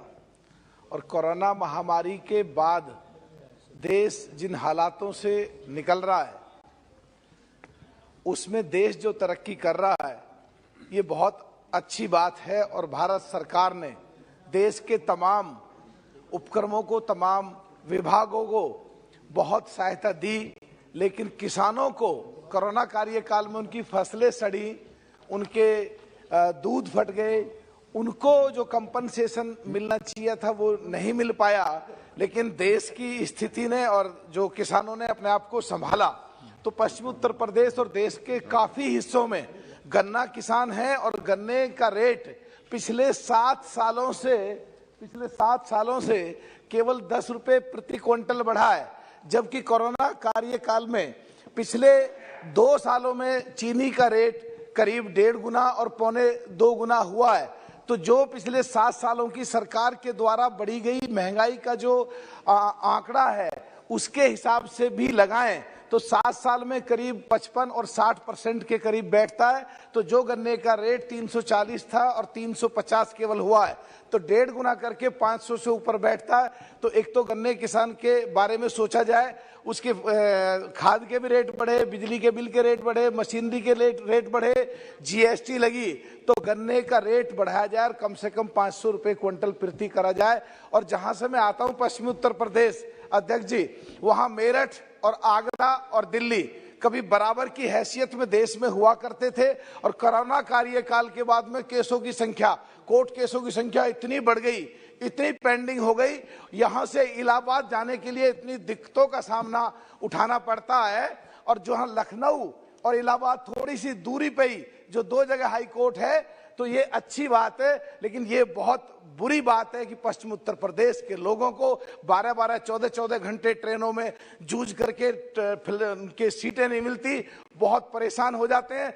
तो पश्चिमी उत्तर प्रदेश में और मेरठ में हाई कोर्ट की स्थापना कराने के बारे में सरकार जरूर सोचे। आज मैं ये मांग कर रहा हूं। और हस्तिनापुर है वहीं पे, अभी दिल्ली से मेरठ के लिए रेल चली है, तो मैं मांग करता हूं कि दिल्ली से मेरठ जो रेल गई है, उसको हस्तिनापुर और बिजनौर तक ले जाया जाए और सीधा उठा करके मेरठ से मुजफ्फरनगर को भी जोड़ा जाए, जिससे वहां की जो पूरा इकोनॉमी में जो योगदान है, उसको देखते हुए उन लोगों को वंचित ना रखा जाए। और साहब, मैं एक बात और कहना चाहता हूं, जो वहां पे किसानों में ही जो पिछड़े आते हैं, जिनमें जाट, गुजर, यादव, पाल, सैनिक, कश्यप, सुनार, लोहार, कुमार, वे तमाम दलित और अकलियत समाज के लोग वहां पे हैं और उनको भी न्याय मिलेगा। और 1-2 चीज में यहाँ पे वित्त मंत्री जी बैठे हैं, कहना चाहता हूं कि सरकार एक अमेंडमेंट लेके आई, एक नया बिल लेके आई एनसीईआरटी से रिलेटेड, सरकार एक बिल लेके आई रेरा से रिलेटेड। अब उसमें जो 100 लोग हैं और 2 लोगों को रिलीफ देने के लिए 98 लोगों को मार देते हैं, तो सरकार 2 लोगों को रिलीफ दे और को अच्छी बात है, लेकिन 98 लोगों को कैसे बचाया जाए इसके बारे में जरूर सोचे। और सही इसी पैटर्न पे रेरा में 4 लोगों को रिलीफ देने के लिए 96 लोगों को मार देते हैं, तो इसके बारे में जरूर सोचें, 4 को रिलीफ दें और जो बाकी बचे हुए 96 हैं वो ना मरे, उनके लिए कैसे उनको सुविधा दी जाए। अब मान लो एक कंपनी है और उसमें 4 लोग कोर्ट में चले गए रेरा के में या एनसीईआरटी के में, और उन्होंने रिलीफ ले लिया कि इनके पैसे तुरंत वापस करे जाएं। कंपनी पे पैसे वापस करने को है नहीं, वो ऑक्शन लगा दी और सबको पैसा डिस्ट्रीब्यूट कर दिया प्रोपोर्शनेटली प्रो डेटा बेसिस। तो जो 96 लोग थे वो सब मर गए। तो इसमें जरूर सोचें कि जो सरकार जनहित की वजह से जो दोनों इन लॉ को लेके आई है वो जनहित में नहीं है, कहीं ना कहीं शेडो दूसरी डाल रहे हैं। तो इस बारे में भी जरूर सोचें। और जो अपना पश्चिमी उत्तर प्रदेश के किसानों के बारे में जो माननीय प्रधानमंत्री जी की सोच है कि किसान की आय डबल हो, तो मैं मांग करता हूं कि मेरठ में बिट्टू थैंक यू, कि मेरठ में एक प्रशिक्षण शिविर लगाया जाए जिसमें किसानों को ट्रेंड करें और जिसमें नए नए तरीके के फूल, नए नए तरीकों की सब्जियां, नए नए तरह की फसल और कैसे आय डबल हो इसके लिए किसानों को ट्रेंड करे जाएं। अभी जो अपने बिट्टू भाई बिट्टू भाई बैठे हैं, जब ये पूरी चर्चा चल रही होती है कांग्रेस में अकेले बिट्टू भाई है, जब बैठते हैं भी एक और आ गए हैं, नहीं पूरी कांग्रेस खाली पड़ी होती है। तो सब मैं don't get distracted. Go on with your speech. हाँ बस सब कंक्लूड कर रहा हूँ, बस एकदम मैं कंक्लूड कर रहा हूँ साहब। तो मैं कहना चाहता हूँ कि अभी दिन में हमारा एक प्रश्न था ट्राइबल यूनिवर्सिटी का, तो देश में 370 हटने के बाद जो देश में एक बहुत एक अच्छी शुरुआत हुई है, जम्मू कश्मीर में आज़ादी मिली है तमाम पिछड़ों को, एससी को, एसटी को, और पूरा देश उधर देख रहा है। तो मैं ये भी मांग करता हूं यहाँ पे मंत्री जी से कि जम्मू कश्मीर के जो एसटी में आते हैं गुजर मुसलमान या गुजर बकरवाल, उनके लिए भी जो देश की सीमा हिंदुस्तान और पाकिस्तान की सीमा पे जो सारे लोग हैं वो 29.4%, उनके लिए एक यूनिवर्सिटी बनाई जाए जिससे उनके बच्चे पढ़ लिख करके देश के लिए जो जान देते हैं, देश के लिए जो फौजियों की तरह लड़ते हैं, वो भी पढ़ लिख करके देश में अच्छी मुख्य धारा में आ सकें। बहुत बहुत धन्यवाद sir. Shri Bibi Patil ji. Chairman, sir, thank you. Sir, we find ourselves in the midst of the worst financial crisis that the nation has witnessed. Much has been said, but little has been done by the central government out of its complacency at this point, which will only reduce the global investors' confidence and look like a sign of the central government's fatigue, depression to the common man, who is looking towards the government for some sign of hope and the relief. It is complicated maze of compliance and tax extortion that is leaving both the industry and the state with little ability to plan and implement growth strategies. The government of Telangana is getting tax and non-tax revenues as expected this fiscal year, sir. However, the central government is reportedly trying to disturb Telangana in grants and contribution in various ways. As a result, additional financial burden is being imposed on the state government. It is to be mentioned that only 85 crore was approved as a grant by the centre in October. However, because of state government's tax income, the development activities are going on without any hindrance. Telangana state was supposed to get rupees 40,000 crore in financial year 22-23 from the centre by way of fiscal responsibility and budget management (FRBM) rules. Initially, the FRBM was fixed to 54,000 crore, but later it was reduced to 39,000 crore by the union government, which resulted in direct cut of 15,000 crore. Based on the FRBM limit, the state government was planning to implement some welfare programs and schemes.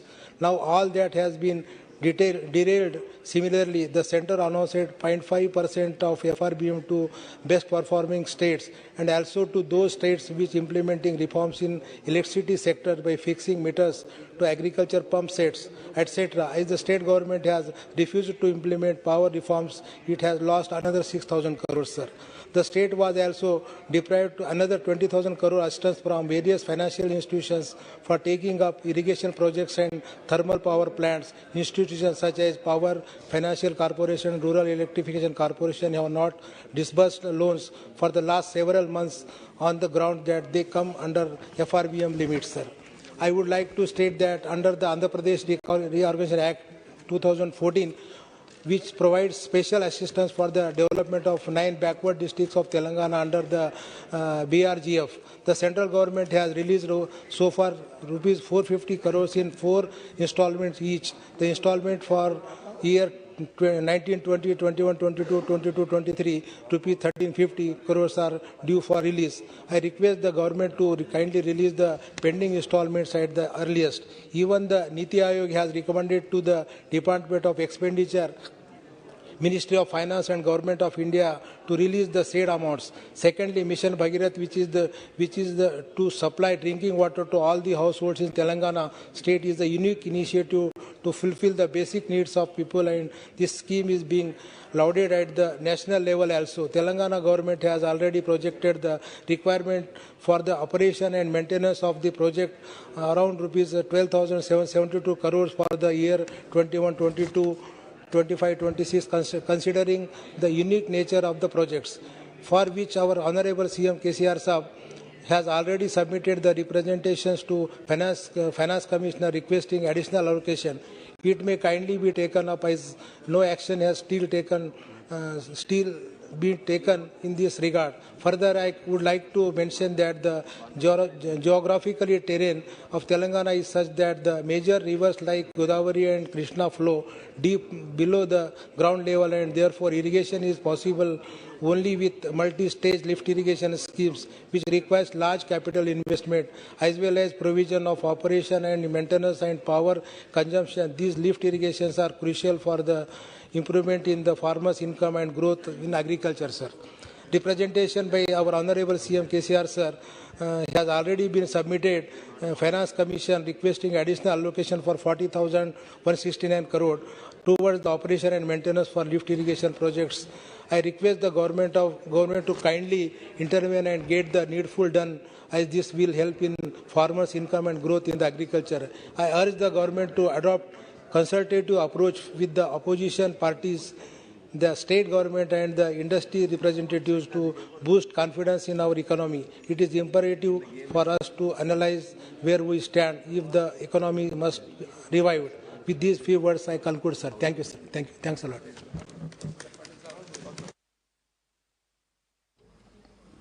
Shri Shrirang Appa Parne ji. धन्यवाद सभापति महोदय जी।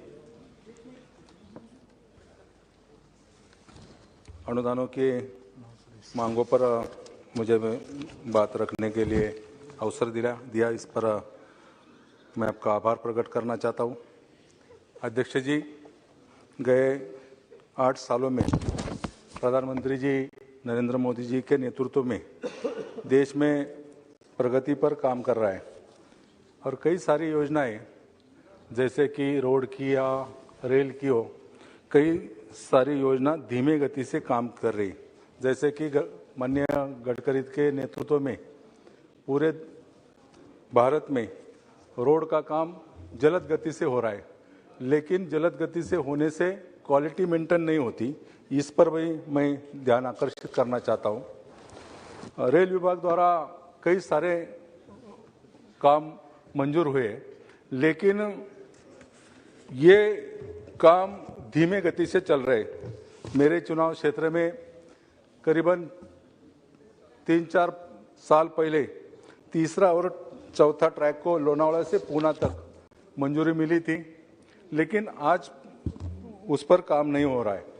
कई सारे ऐसे काम हैं उस मार्ग पर, जैसे कि अंडरपास के, ओवरब्रिज के, वो धीमे गति से चल रहे। तो मेरी मांग रहेगी खास कर कि ये सभी जितने ठेकेदार काम लेते वो समय पर काम नहीं करते, वो समय पर काम होना आवश्यक है। कोविड काल में जैसे कि कई सारे ट्रेन, पूना से मुंबई तक चलने वाली ट्रेन, दूरी की ट्रेन बंद की गई थी, तो उसमें से कई सारी ट्रेन चालू हुई, लेकिन आज भी कई सारी ट्रेनों चालू करने की आवश्यकता है। वहाँ करजत लोनावाला में ट्रेन का ठहराव बंद किया है, वो भी चालू करने की आवश्यकता है।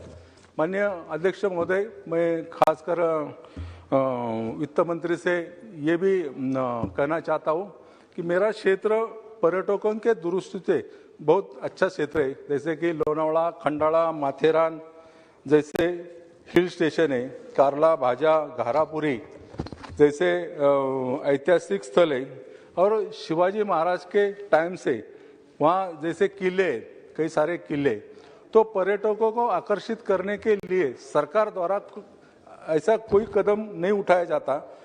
मुंबई और पुणे के करीब होने के कारण कई सारे पर्यटक दुनिया और देश में से आते, उनको सुविधा की कमी होने के कारण या पर्यटक आते नहीं, तो ज़्यादा से ज़्यादा सुविधा अगर मिल जाती, केंद्र सरकार द्वारा वहाँ रास्ते की सुविधा देनी आवश्यक है, पार्किंग की सुविधा देनी आवश्यक है, और ये सुविधा अगर मिलती तो पर्यटकों को चालना मिलेगी। माननीय अध्यक्ष महोदय, पुणे और पिंपरी चिंचवड शहर महाराष्ट्र में मुंबई के बाद सबसे बड़े शहर है, और इस शहर में जाने वाले पूरे जितने रास्ते वो नेशनल मार्ग है, और एनएच होने के कारण पुणे के करीब, जैसे कि पुणे से नगर रोड, पुणे से चाकण रोड जो सीधा चलता है नासिक तक, दूसरा कात्रज से कोल्हापुर लेके बेंगलोर तक चला जाता है, उस मार्ग पर अगर ओवरब्रिज बना दिया जाए एनएच पर, तो निश्चित रूप से एक सुविधा प्राप्त होगी, जो ट्रैफिक जाम की समस्या है वो छूट जाएगी। दूसरा, पुणे पिंपरी चिंचवड को ट्रैफिक की जाम समस्या ये भी होती है कि हिंजवड़ी जैसे IT park, Talegaon, Chakan industry, ये बहुत सारे इंडस्ट्री हब है दुनिया के और देश के विभिन्न राज्यों में, कई सारे वहाँ नौकरी के लोग आते, और वहाँ अगर उस मार्ग पर, उस सेक्टर पर अगर ज़्यादा से ज़्यादा अच्छा काम हो जाए, केंद्र सरकार द्वारा मेट्रो का काम चल रहा है, जैसे कि पुणे से हिंजवड़ी तक मेट्रो का काम चल रहा है, पुणे से पिंपरी चिंचवड तक मेट्रो का काम चल रहा है, अगर इस मेट्रो को बढ़ावा दिया जाए चाकण इंडस्ट्री, तळेगाव इंडस्ट्री तक, तो लोगों को सुविधा प्राप्त होगी। दूसरा एक कहना चाहता हूँ कि जो मेट्रो को मंजूरी मिली है पुणे से पिंपरी तक, वहाँ पिंपरी से निगड़ी भक्ति शक्ति तक मंजूरी के लिए केंद्र सरकार के पास कई दिनों से फाइल पड़ी है। ये मंजूरी अगर मिलती तो निश्चित रूप से सुविधा प्राप्त होगी। दूसरा एक मार्ग है जैसा कि NH4 जो देव रोड से चाकण तक जाता है, हेवी ट्रैफिक वहाँ रहती है, ये मार्ग पिंपरी चिंचवड शहर से गुजरता है। या इस शहर पे, इस मार्ग पर अगर नया डीपी बनाया जाए और उसमें सर्विस रोड और अंडरपास किया जाए तो लोगों की समस्या दूर होगी। यहाँ कई सारे ऐसे मार्ग है, इस मार्ग पर हमेशा ट्रैफिक जाम होती है, इस मार्ग पर काम करने की आवश्यकता है। ये भी मैं कहना चाहता हूँ कि पिंपरी चिंचवड शहर में से पवना इंद्रायणी नदी गुजरती है, इस नदी की सुधार के लिए केंद्र सरकार के पास मंजूरी के लिए प्रस्ताव भेजा है। अगर ये मंजूरी मिलती तो ये सिटी हार्ट की ये पूरी नदियाँ हैं, अगर अच्छी हो जाएगी और जो नदी में से गंदगी फैलती है वो दूर हो जाएगी। मेरे क्षेत्र में नया एयरपोर्ट बन रहा है पनवेल नई मुंबई के करीब, और उस करीब राज्य सरकार द्वारा मुंबई से कोस्टल रोड भी बन रहा है, और ये पूरा भारतवर्ष के लिए एक महत्वपूर्ण शहर आगे चलकर बन रहा है नई मुंबई के करीब। केंद्र सरकार द्वारा नया मार्ग अगर जो पनवेल से पुणे तक, पनवेल, खोपोली, लोनावला नए मार्ग अगर बन जाता रेलवे का, तो पूरी सुविधा मध्य महाराष्ट्र को होगी और एक अच्छा मार्ग निर्माण होगा, और आगे चलकर जो जेएनपीटी पोर्ट, नया एयरपोर्ट, ये मुंबई के करीब पूरा ये इलाका जैसे कि अच्छा हब है, तो उनको एक सुविधा प्राप्त होगी। केंद्र सरकार द्वारा जो जो काम चलते उस पर निगरानी रखने के लिए अलग एजेंसी की भी प्रावधान होनी चाहिए। जैसे कि कई सारे रोड के काम चालू है और रोड के काम में ठेकेदार द्वारा सब ठेकेदार दिए जाते और उनसे काम अच्छी तरह से क्वालिटी में नहीं होते, तो ये इस पर निगरानी रखने के लिए अलग से एजेंसी का प्रावधान किया जाए। मैं फिर से सरकार को धन्यवाद देना चाहता हूँ कि गए कई सालों में एक देश भर में अच्छा काम जो पिछले कई सालों में नहीं हुआ, वो अच्छा काम पंतप्रधान नरेंद्र मोदी जी के नेतृत्व में हो रहा है। मैं धन्यवाद देता हूँ, वित्त मंत्री को भी इस बारे में धन्यवाद देता हूँ और मेरी बात खत्म करता हूँ। धन्यवाद। क्या बात है अप्पा। श्री के Suresh ji. Thank you, Chairman, sir. Give me opportunity to participate supplementary demands grants. It was moved by Honorable Finance Minister in this House. Sir, at the very outset, let me express my strong objection and disapproval of Finance Minister Madam Nirmala Sitharaman ji's statement today in the House morning question and answer time. So, honorable members, raise doubt about the nation's economic performance. Are jealous countries increasing economy? Honorable Finance Minister, nobody is jealous.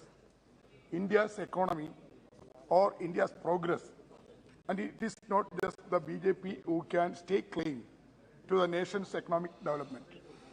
Every single Indian citizen has the right to question anyone in the executive, including Prime Minister, the Finance Minister, or any cabinet minister for that matter.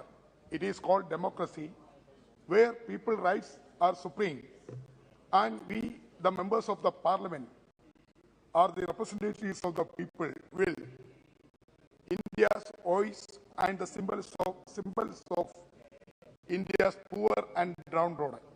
So you must not to antagonistic to expression of dissent and counter arguments, as we are still living in Democratic Republic of India. Sir, now let me come to the main points of the debate, wherein Finance Minister has claimed the Indian economy is undergoing a rest and we are growing faster than ever. Our currency and India has fastest growing economy. If this is the case, then we are not jealous, but we are worried that Finance Minister is fond of relying upon window dressing than addressing the deep wounds of India working class, the scheduled castes and scheduled tribes, unemployed man and woman, and more significantly, the owners of the small and medium business who are committing suicide as they are suffering the triple attack of demonetization, faulty GST, and COVID, wherein the government of India did not anything to address the concern of these classes. Sir, Madam Finance Minister is so confident of Indian economy. Then why physical ground realities? Where growth projections in financial year 2024 in percentage-wise is as percentage-wise is Moody's 4.8%, S&P 6%, Nomura 5.1%, OECD 5.7%, Fitch 6.20%, World Bank 6.6%. It can be seen that most global financial rating agencies have downgraded India's financial year 24 GDP growth estimate sharply.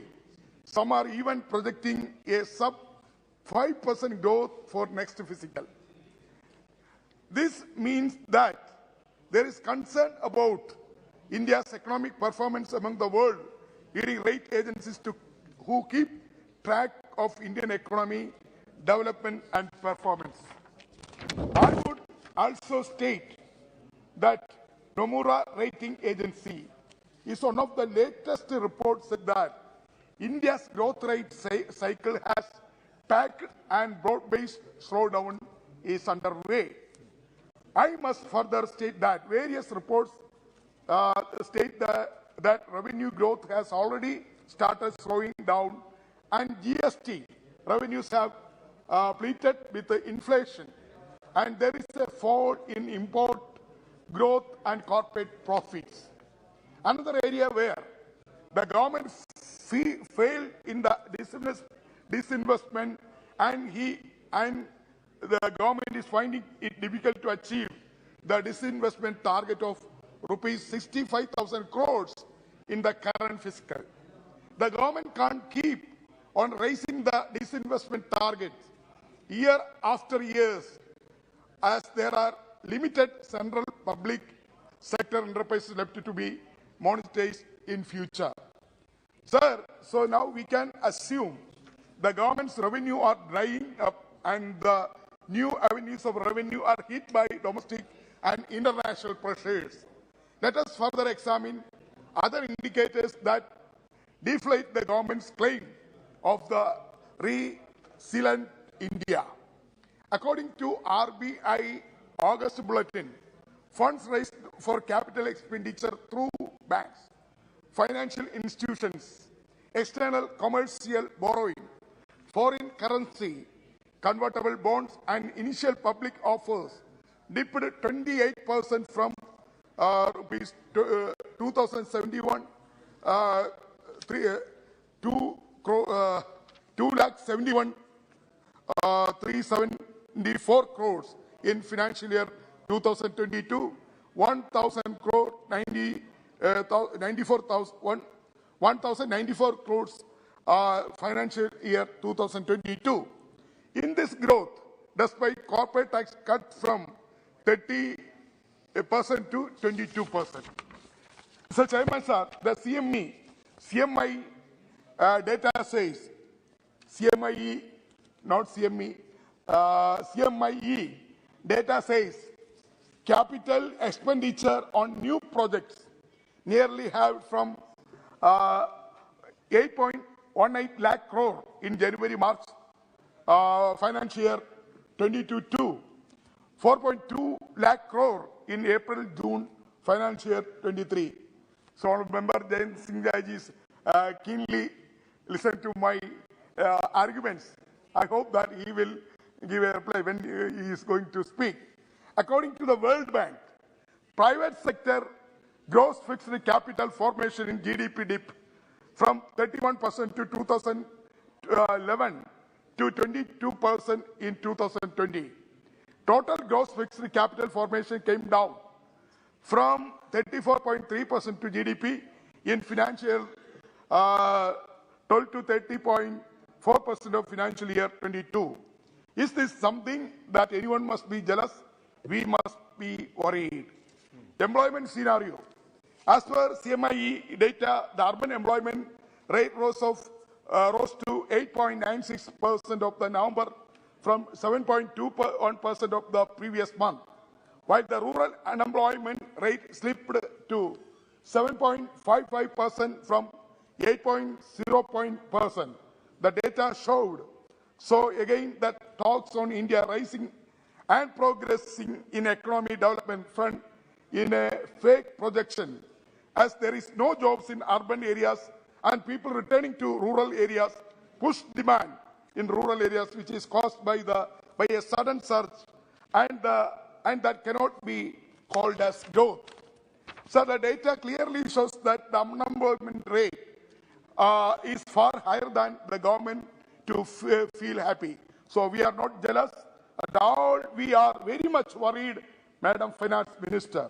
Apart from these areas, let me also highlight the public sector where the government can actually create employment in banking of the area, as now there are 9,079.327 vacancies in central government with 22,093.943 in the Ministry of Railways, followed 264 defense and 143.536 in home affairs.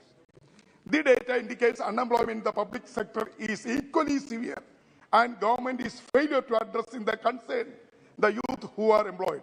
The Congress party is experiencing a pain and disappointment of the youths as Bharat Jodo Yatra led by Shri Rahul Gandhi, supported by lakh of unemployed youths who are telling us about their existential crisis and agony they suffer, and the finance minister still calls our economy to be the greatest and calls us jealous.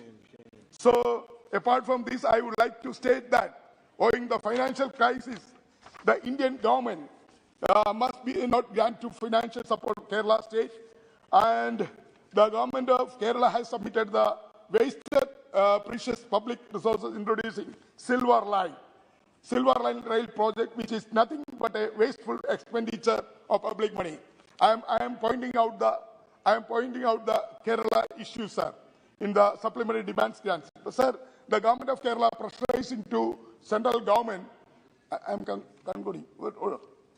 The government of Kerala is pressurizing to central government to get a sanction from Ministry of Finance as well as Ministry of Railways for Silver Line. That is highly objectionable. That is anti-people project. That's why I would like to request Honorable Finance Minister through you, sir. Silver Line is anti-people project. That project will not clear from Government of India. Sir, Vande Bharat train, Kerala is not considered. Sir, All India Medical Institute, Kerala is not considered. And our railway zone, Kerala request is not considered. And also flood relief during 2018 flood. At that time, central government has given a rice and wheat. Now they are asking money. Central government is asking money for flood relief materials. That is very, very objectionable, sir. Sir, you know, sir, Andhra is also very important about the NRIs. Gulf Malayalis earning crore and crore rupees for the government of India. But at the same time, after COVID, lack of Gulf Malayalis returns from Gulf to Kerala. There is no rehabilitation package for Gulf returnees in Kerala. That also, so many proposals has been given. Sir, what is the natural rubber prices falling day by day? Earlier, 240 to 250 per kg they are getting the small and marginal farmers. Now they are getting 100 rupees or 140 rupees. What is the situation, sir? 100 and 140 rupees. How they can live? How they can cultivate the rubber? Sir, and also, sir, in Kerala, you know, cashew industries are also facing severe crisis. Cashew. There is no financial support from Government of India to reviving the cashew industry. Cashew industry also earning crore and crore foreign exchange to India. But at the same time, Government of India is not supporting the cashew workers as well as cashew entrepreneurs. That also we are facing big issues, sir. Sir, in my parliamentary constituency, Kuttanad, farmers is crying. There is no any package for paddy farmers in Kuttanad. So I would like to request Honorable Finance Minister, her next budget, 1,000 crores rupees to be included in the budget proposal for the package of Kuttanad paddy farmers. Sir, in my parliamentary constituency is a very backward constituency. So Government of India is going to start 140 medical colleges. So I am requesting through you, sir, to one medical college should be set up in my parliamentary constituency, Changanur. Sir, finally, Sabarimala, I don't know, you are very much aware of Sabarimala. Majority of the devotees are coming from Andhra Pradesh, Telangana and Karnataka. Sabarimala is part of my constituency. All the devotees coming to my place, Changanur, from there they are going to Sabarimala. But so far, Sabarimala pilgrims are facing so many problems. But the Government of India is not supporting Sabarimala package. There is a need for a package for Sabarimala pilgrims. So Sabarimala also in this season already pilgrims have started. Lakh of devotees are coming every day from Andhra, Karnataka, Telangana. So there is no facility to provide all the devotees in Sannidhanam and Pamba and Changanur, other places. So Government of India and state government should come forward to make a package for the providing facilities for the our action plan, Sabarimala action plan, to provide the facilities of Sabarimala pilgrims. With these words, I thank you, sir. Give me opportunity. Yeah, thank you. Shri Jayant Sinha ji. बहुत धन्यवाद माननीय सभापति महोदय। आज आपने supplementary demand for grants को समर्थन देने के लिए मुझे एक अवसर दिया है बोलने के लिए, उसके लिए मैं आपको बहुत धन्यवाद देता हूं, आभार व्यक्त करता हूं। सभापति महोदय, अभी चुनाव के परिणाम आए और जब चुनाव के परिणाम आने लगे तो हम सबके सामने एक ऐतिहासिक दृश्य हम सबको नजर आया। और वो क्या था वो ऐतिहासिक दृश्य? वो ऐसा था कि जो हम लोगों ने भारत में कभी देखा ही नहीं था, वो हमको नजर आया कि गुजरात में भारतीय जनता पार्टी के माननीय प्रधानमंत्री जी के दूरदर्शी और साहसिक और कुशल नेतृत्व के कारण छठे बार लगातार भारतीय जनता पार्टी की जीत हुई और हम लोगों ने इतिहास रचा। और मैं इस चुनावी परिणाम के बारे में, सप्लीमेंट्री डिमांड फॉर ग्रांट्स के बारे में मैं क्यों कह रहा हूं? मैं इसलिए कह रहा हूं कि अगर आज भारत में सर्वांगीण विकास, संपूर्ण विकास का अगर कहीं भी उदाहरण है, नीतियां बनाने का कहीं कोई भी उदाहरण है, कुशल बजट रखने का कहीं कोई भी उदाहरण है, तो वो गुजरात में है, जहां हमारी डबल इंजन की सरकार चली है। और अब वही कुशल नीति, वही नेतृत्व अब भारत को भी मिल रहा है और इस सप्लीमेंट्री डिमांड फॉर ग्रांट्स में वो नजर आ रहा है। और वही जो हमें सफलता गुजरात में मिली है, वही सफलता मुझे पूरा विश्वास है और मुझे लगता है माननीय सदस्य भी मेरे साथ इसमें सहमत होंगे कि जो सफलता हमें गुजरात में मिलती आई है चुनावी परिणाम में, वो हमको भारत में भी मिलती आएगी, क्योंकि वही कुशलता, वही जनहित, वही सार्वजनिक सोच के साथ हम लोग ऐसे बजट बनाते हैं। इस बजट में 3-4 ऐसे बिंदु हैं जिस पे मैं आपका ध्यान आकर्षित कराना चाहता हूं और जनता का ध्यान आकर्षित कराना चाहता हूं। पहली बात तो ये है कि जो हम लोगों ने खर्चे बढ़ाए और कई वक्ताओं ने इसके बारे में कहा है कि जो खर्चे थे वो फर्टिलाइजर सब्सिडी में 1 लाख करोड़ और हम लोगों ने खर्च किया, प्रधानमंत्री गरीब कल्याण योजना में हम लोगों ने 80,000 करोड़ और खर्च किया, हम लोगों ने एलपीजी सब्सिडी में और पैसे दिए, हम लोगों ने रेलवेज में निवेश दिया, हमने नरेगा में पैसा दिया। ये सब जो खर्चे थे वो इसलिए थे क्योंकि विश्व में एक माहौल पैदा हुआ, विश्व में एक उथल पुथल हुआ, जहां हम लोगों को अपनी जनता को सुरक्षित रखना था, महंगाई पे अंकुश लगाना था और साथ साथ विकास में और उत्पादन की बढ़ोतरी में हम लोगों को पूरी तरीके से प्रोत्साहन देना था। और ये हम लोगों ने अपनी नीतियों के द्वारा और इस सप्लीमेंट्री डिमांड फॉर ग्रांट्स के द्वारा हम लोगों ने किया है, महंगाई पे अंकुश लगाया है और विकास के लिए और ग्रोथ के लिए जो हम लोगों को निवेश करना था, जो हम लोगों को राशि देनी थी, वो भी हम लोगों ने इस बजट के द्वारा दिया है। और इस कारण अगर विश्व में अर्थव्यवस्था के नजरिए से आप देखें, अगर कहीं चमकता हुआ सितारा आपको नजर आएगा तो वो भारत ही नजर आएगा। और इसलिए क्योंकि माननीय सभापति महोदय, अगर आप देखें तो विकसित देशों में 40 साल में जो महंगाई का दर नहीं आया था, जहां 2-3% महंगाई का दर होता था, आज का समय 8-10% वहां महंगाई का दर चल रहा है। जहां 3-4% का उनका जीडीपी का ग्रोथ रेट होता था, आज के समय वो 0-1 के कगार पे आ गया है। और दुखद बात तो यह है कि अगर हम अपने पड़ोस में देखें, पाकिस्तान को देखें, श्रीलंका को देखें, बांग्लादेश को देखें, उनकी जो हालत हो गई उसके बारे में आपको बताने की कोई जरूरत ही नहीं। ये दुनिया की परिस्थितियां, एक इस प्रकार का युद्ध चल रहा है जो लगता है कि वर्ल्ड वॉर 2 के बाद यूक्रेन और रशिया का जो युद्ध है, इतनी बड़ी एक लड़ाई चल रही है, इतने बड़े वहां जोरों से खर्चे हो रहे हैं और उस पर पूरे वर्ल्ड के ट्रेडिंग सिस्टम पे प्रभाव पड़ रहा है। ये वर्ल्ड वॉर 2 के बाद आया।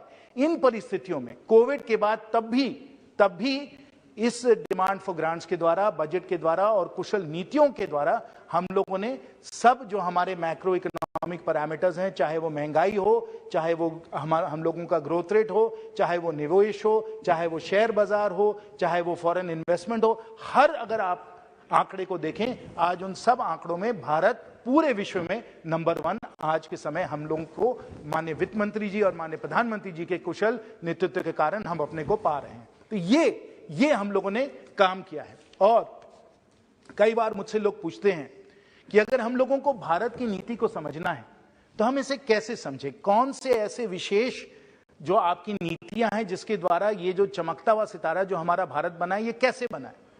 तो मैं सरलता और लोगों को समझाने के लिए जनसभाओं में कहता हूं कि आप 6 times 3 यानी आप 6 times 3 को याद करिए। अगर 3 ऐसे आप नीतियों को याद रखिएगा, जो जो 3-3 अक्षर के हैं, 3-3 शब्दों के हैं, ऐसे 6 नीति हैं। अगर आप इनको याद रखिएगा तो पूरी हम लोगों की नीतियों को आप समझ जाइएगा। पहला डीबीटी, डायरेक्ट बेनिफिट ट्रांसफर, जिसके द्वारा चाहे वो जनधन योजना हो, किसान सम्मान निधि योजना हो, या कोई भी हमें सब्सिडी देनी हो, वो हम सीधा लोगों के बैंक के खाते में दे देते हैं बिना किसी दलाली के और बिचौली की। डीबीटी। दूसरा यूपीआई, मैंने कहा ना कि 3-3 अक्षर के हैं। डीबीटी यूपीआई, यानी कोई फ्रिक्शन नहीं है, एकदम फटाफट आपको पैसे मिल जाते हैं। आप आज घूमने जाएं, आपको सब्जी वाला नजर आएगा वो यूपीआई का उपयोग कर रहा है, आपको दुकानदार नजर आएगा यूपीआई का उपयोग कर रहा है, आपको टैक्सी वाला दिखेगा वो यूपीआई का उपयोग कर रहा है। हमने फ्रिक्शन अपनी अर्थव्यवस्था में काफी कम कर दिए यूपीआई के द्वारा। तीसरा जीएसटी।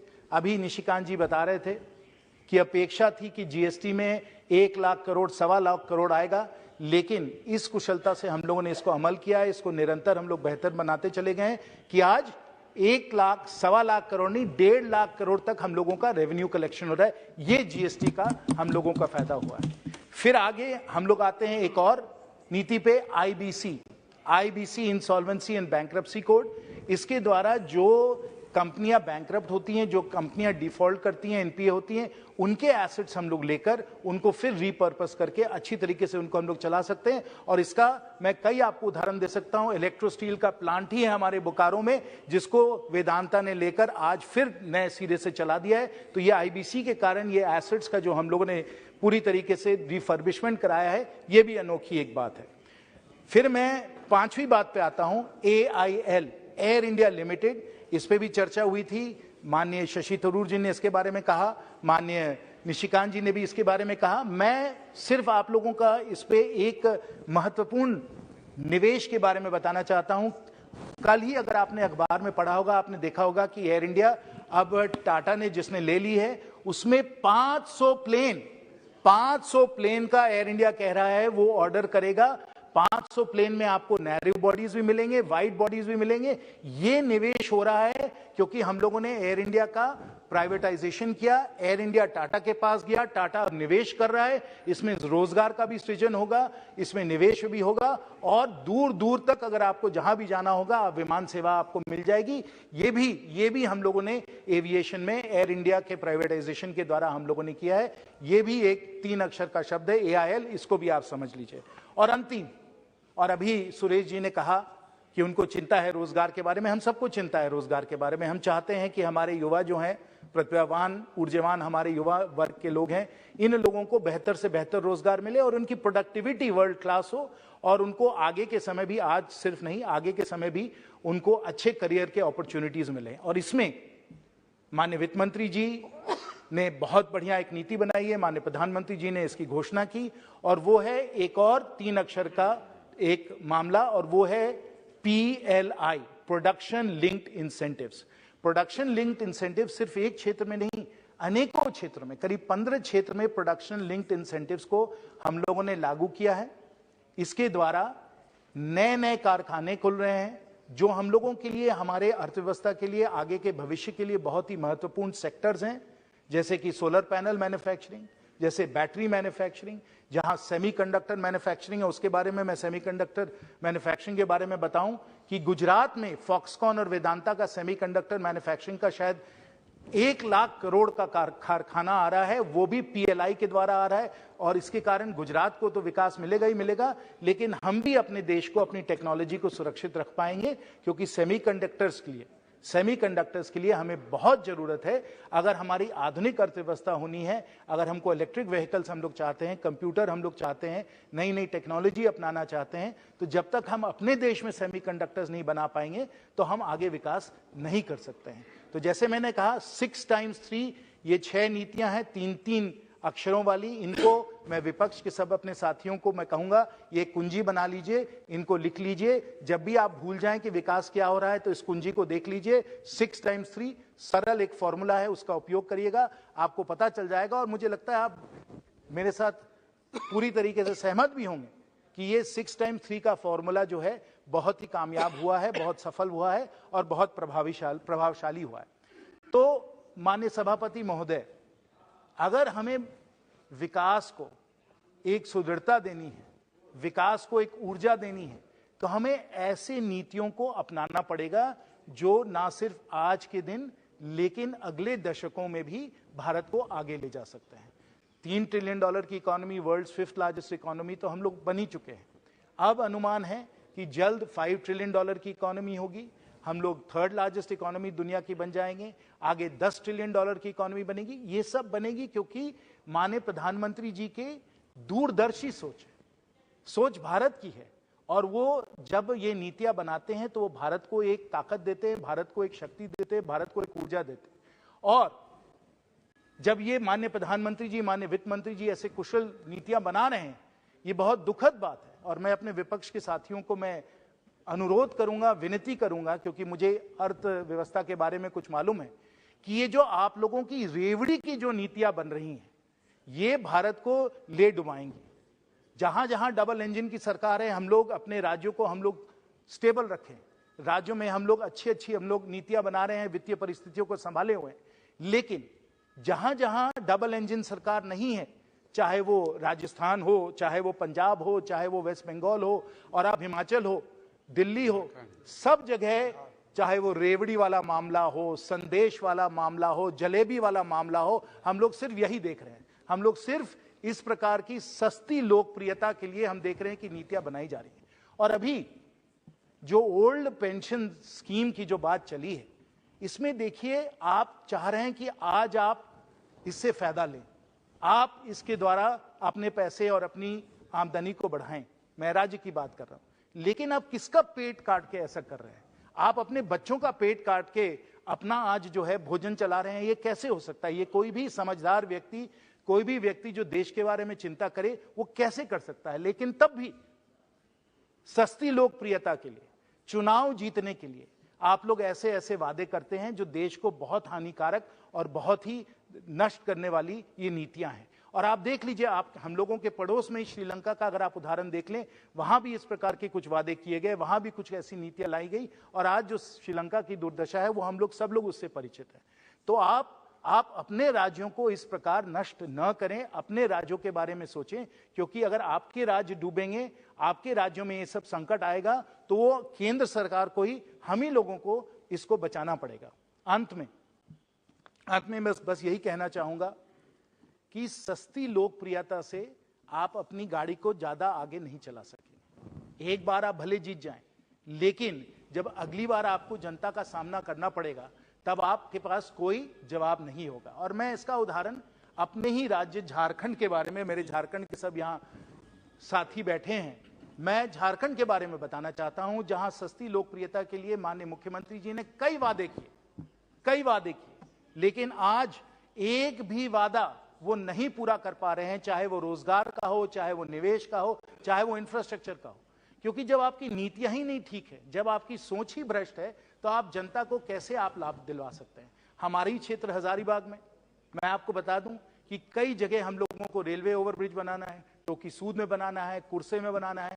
जहां जहां रेलवे ओवरब्रिज बनाना है, वहां राज्य सरकार को भी योगदान देना होता है, राज्य सरकार को भी भूमि अधिग्रहण करना पड़ता है। लेकिन राज्य सरकार जो सिर्फ लूट खसोट में लगी हुई है, जो सिर्फ बेईमानी में लगी हुई है, वो राज्य सरकार इस प्रकार के विकास के काम कर ही नहीं पा रही है। और जनता की आज जो दुर्दशा है, वो झारखंड में मेरे सब यहाँ साथी हैं, वो अच्छी तरह से जानते हैं। मेरे बगल में बैठे हुए माननीय जमशेदपुर के सांसद श्री विद्युत वरण महतो जी हैं। हम इंफ्रास्ट्रक्चर की बात करते हैं। विद्युत जी के हम लोग जमशेदपुर में दालबुंगड़ में जाकर हम लोगों ने हवाई अड्डे का शिलान्यास किया, हम लोगों ने हजारीबाग में शिलान्यास किया हवाई अड्डे का। इसमें राज्य सरकार की भी योगदान जरूरी है, चाहे वो फॉरेस्ट का एनओसी हो, चाहे वो भूमि अधिग्रहण हो। लेकिन जब आप सिर्फ सस्ती लोकप्रियता के बारे में सोचते हैं, आप भविष्य के बारे में नहीं सोचते हैं, आप देश के बारे में नहीं सोचते हैं, जनता के बारे में नहीं सोचते हैं, तो आप कोई काम नहीं कर सकते हैं। और मैं अभी से भविष्यवाणी करूंगा कि झारखंड में ये सरकार किसी भी हालत में वापस नहीं आएगी। लेकिन जहां गुजरात में जहां हम लोगों ने काम करके सही नीतियों के द्वारा, कुशल प्रशासन के कारण और जनता के सहयोग के कारण, जहां हम लोगों ने सर्वांगीण विकास, संपूर्ण विकास हम लोगों ने दिया है साथियों, सस्ती लोकप्रियता नहीं, हम लोगों ने सही लोकप्रियता वहां पाई है, और एक चुनाव नहीं, 2 चुनाव नहीं, 3 चुनाव नहीं, 5 चुनाव नहीं, 6 चुनाव हम लोग जीते हैं। और मैं समझता हूं कि अगर लोकतांत्रिक इतिहास विश्व में देखा जाए तो कहीं नहीं आपको दिखेगा कि इतने 27 साल के बाद भी, इतने सालों के बाद भी एक कोई ऐसी सरकार हो जिसका प्रो इनकम्बेंसी इतना हो कि 156 सीट जीते, 85% सीट जीते, और इतने बड़ी बहुमत से हम लोग जीते, क्योंकि हम लोग सस्ती लोकप्रियता की ओर नहीं चलते हैं। हम लोग भारत माता को सुदृढ़ बनाने के लिए, भारत माता को मजबूत बनाने के लिए, देश का सर्वांगीण विकास बनाने के लिए हम लोग अपनी नीतियां बनाते हैं, और यही इस डिमांड फॉर ग्रांट्स में भी आपको जरूर नजर आएगा। आपको बहुत बहुत धन्यवाद। श्री जयदेव गाला जी।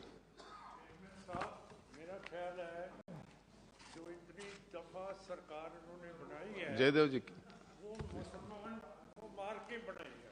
No, nothing goes on record. Thank you, sir. Mr. Chairman, sir.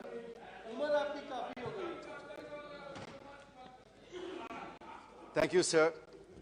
Chairman, sir, I rise to support the additional expenditure the Honourable Finance Minister is seeking from the House through the first batch of supplementary demand for grants for 2022-23, and also the demands for excess grants for 2019-20.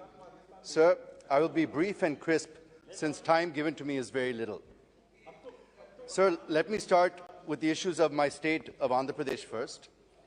First is the issue that has been going on for the last 3 years, sir. The farmers of 29 villages who have given 33,000 acres of fertile agricultural land for the development of the capital city of Amaravati have been on a non-stop protest since December 2019, fighting to ensure that Amaravati is made the sole capital of the state and to ensure that the promises made by them by the Government of India are fulfilled. In a few days from now, that is on the 18th of December 2022, we are going to mark 3 years of protest. There has never before been such a long protest by farmers for their rights in the country, sir. I appeal to the Honourable Prime Minister, through the Honourable Finance Minister, to announce that Amaravati will remain the capital of AP. I also request her to provide the funds for the development of Amaravati, as all the development projects are at a standstill. Secondly, sir, I come to Polavaram, the lifeline of Andhra Pradesh, sir. The completion of the project will turn our state into a lush green state, full of crops, and also meet the drinking water requirements of the entire state. Therefore, I urge the Honourable Finance Minister to approve the revised cost estimate amount of 55,548 crores as recommended by the TAC, which includes the cost for land acquisition and R&R for the people displaced due to the project. Finally, through you, sir, I request the Honourable Finance Minister to release the funds for the 18 commitments mentioned in the AP Reorganisation Act.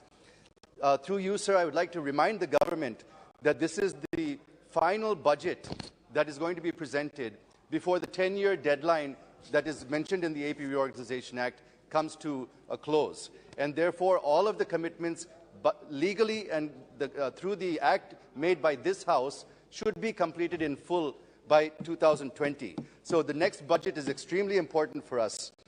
And therefore, I request the Honourable Finance Minister to start releasing funds to ensure that all the promises made in the Act to the 5 crore people of Andhra Pradesh are fulfilled in full.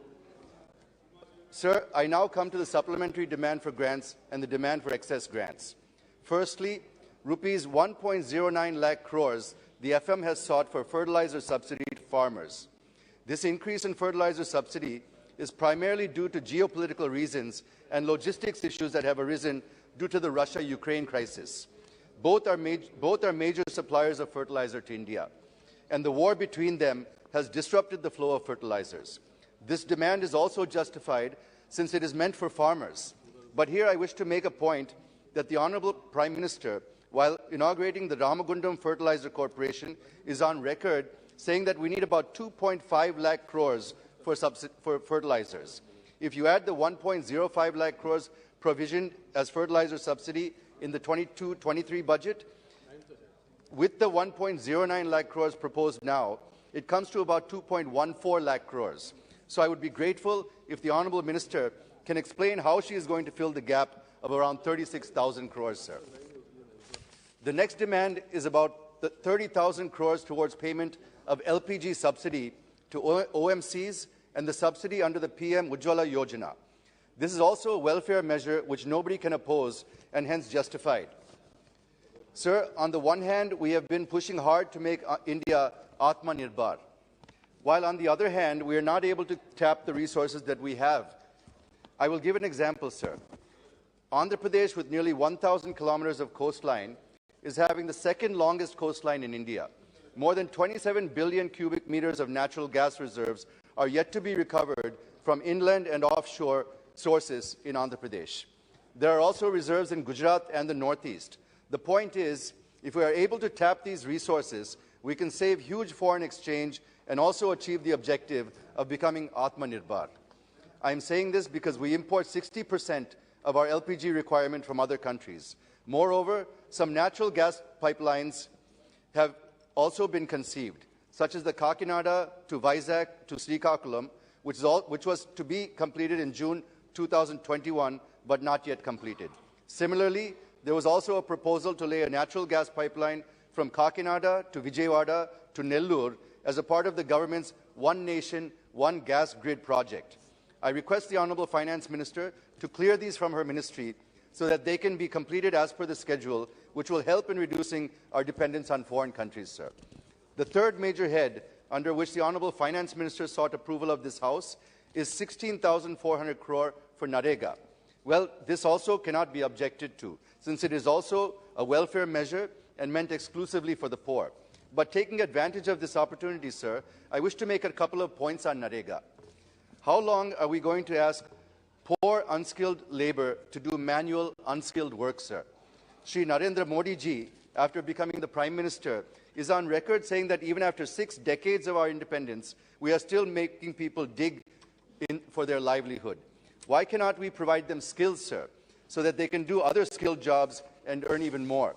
I agree that the Government of India has started the project Unnati, but many states are not showing any interest in skilling Narega workers. Why is the question, sir? What are the reasons behind this? Secondly, the government targeted to give skill training to 20% of Narega workers who completed 100 days of unskilled work in 2020-21. But only a few thousand have been given skill training in 2021, sir. If there are any issues, I request the Honourable Finance Minister and the Rural Development Minister to convince the states for skilling Narega workers. And if there is any additional incentives to be paid to the workers, the Honourable FM can please consider it. Because in the long run, there will be less pressure on resources under Narega if we are able to skill our workforce and move them away into real jobs, sir, as they will get more money elsewhere using their newly acquired skills. I'm just 2 minutes, sir. The next point I wish to make is relating to the figure fixed in the budget about expenditure. It was proposed in the budget 2022-23 to spend 39.4 lakh crores when compared to 37.7 lakh crores in 21-22. But if one looks at the expenditure in the first 3 quarters and anticipated expenditure in the last quarter of this fiscal, there's every likelihood of crossing the budgeted figures. It means it is going to breach the fiscal deficit target of 6.4%. Even though we have better GST collections, and we've got about 1.4 lakh crore collections 9 months in a row now, I wish to know to what extent will this help in keeping the fiscal deficit at 6.4%, because the expenditure may breach by around 1 lakh crores this fiscal year. I wish the Honourable Finance Minister to please shed some light on this. Sir, the Honourable Finance Minister, I'm concluding, sir, I'm on the last page. Sir, the Honourable Finance Minister is also proposing to spend about 10% of demands for capital expenditure in railways, roads, and under other heads. Here I wish to point out, and I'm sure the Honourable Finance Minister will also agree with me, that the pace of public capex has come down. I'll just finish in a minute, sir. If one looks at the budget papers, it was proposed to spend 35% higher, which was about 3% of GDP, at 7.5 lakh crores as capital expenditure for 2022-23. But public capex is not picking up. I wish to know the reasons behind this from the Honourable Minister. Moreover, sir, the Honourable Finance Minister in her budget speech at para number 113 allocated 1 lakh crores to states for capital investment. The Finance Ministry approved 58,200 crores under Part 1, but released only 26,300 crores. Under Part 2, 898 crores has been released, and another part, Ministry has approved and released 1,200 crores. Sir, we're at the fag end of the third quarter, and not even 30% was announced in the budget. So I'll just complete I'm coming to conclusion, sir. More than your allotted I'll just complete the conclusion, sir. There's no doubt that it's a big challenge for India to sustain high growth rate and lift millions out of poverty. And unemployment is the biggest challenge that we are facing today. Sir, around 12 million people are joining the labor force every year, but we're not able to generate jobs for even half of them. The labor force participation rate dropped from 40% from 46% 6 years ago, and the unemployment rate is hovering at 7 to 8%. The point I wish to make is it is very rare to find GDP is going up while employment is dwindling. So, and I think that India is one of the few countries where GDP is growing, but employment is falling. This is called jobless growth, sir. I wish the Honourable Finance Minister to please throw some light on this. Thank you for giving me this opportunity, sir. Thank you very much, Chairman sir, for allowing me to participate in the discussion on supplementary demands for grant 2022-2023. There is no doubt we are all participating in this debate, which is most important for our country, and we need to come and arrive at a conclusion that we are all putting our efforts to a common goal of development of our country, sir. Sir, as my previous speakers have already elucidated on the MSME part, so the most affected sector as far as the economic part is concerned is the MSME sector, sir. Especially based on the three reforms this government has taken place. One is the demonetization, the other one is the GST, and now the pandemic situation. At these three policy decisions, the most affected area is the MSME sector. So to bridge the gap of this MSME sector, to a question number 823 by the MSME Minister Shri Narayan Rane on 2nd December 2021, he made the reply statement that the centre has taken around 3,750 crore rupees borrowed from the World Bank in June 2020 for a ramp program, sir. But so far the cabinet has not released, so the amount has not released because of the cabinet has not approved that amount so far, sir. And I would like to get the clarification from the Honourable Finance Minister why such grant is not released so far. My second point is that the centre has announced nearly rupees 20 lakh crore rupees to combat the impact of the COVID in the country. My simple question to the Finance Minister through you, sir, is that how much of this rupees 20 lakh crore was actually infused into the economy since March 2020? Third, sir, the central government announced rupees 1.70 lakh crore relief package under Pradhan Mantri Garib Kalyan Yojana for the poor people to help them fight the battle against the pandemic. How much of this 1.7 lakh crore was actually released to the poor since March 2020, sir?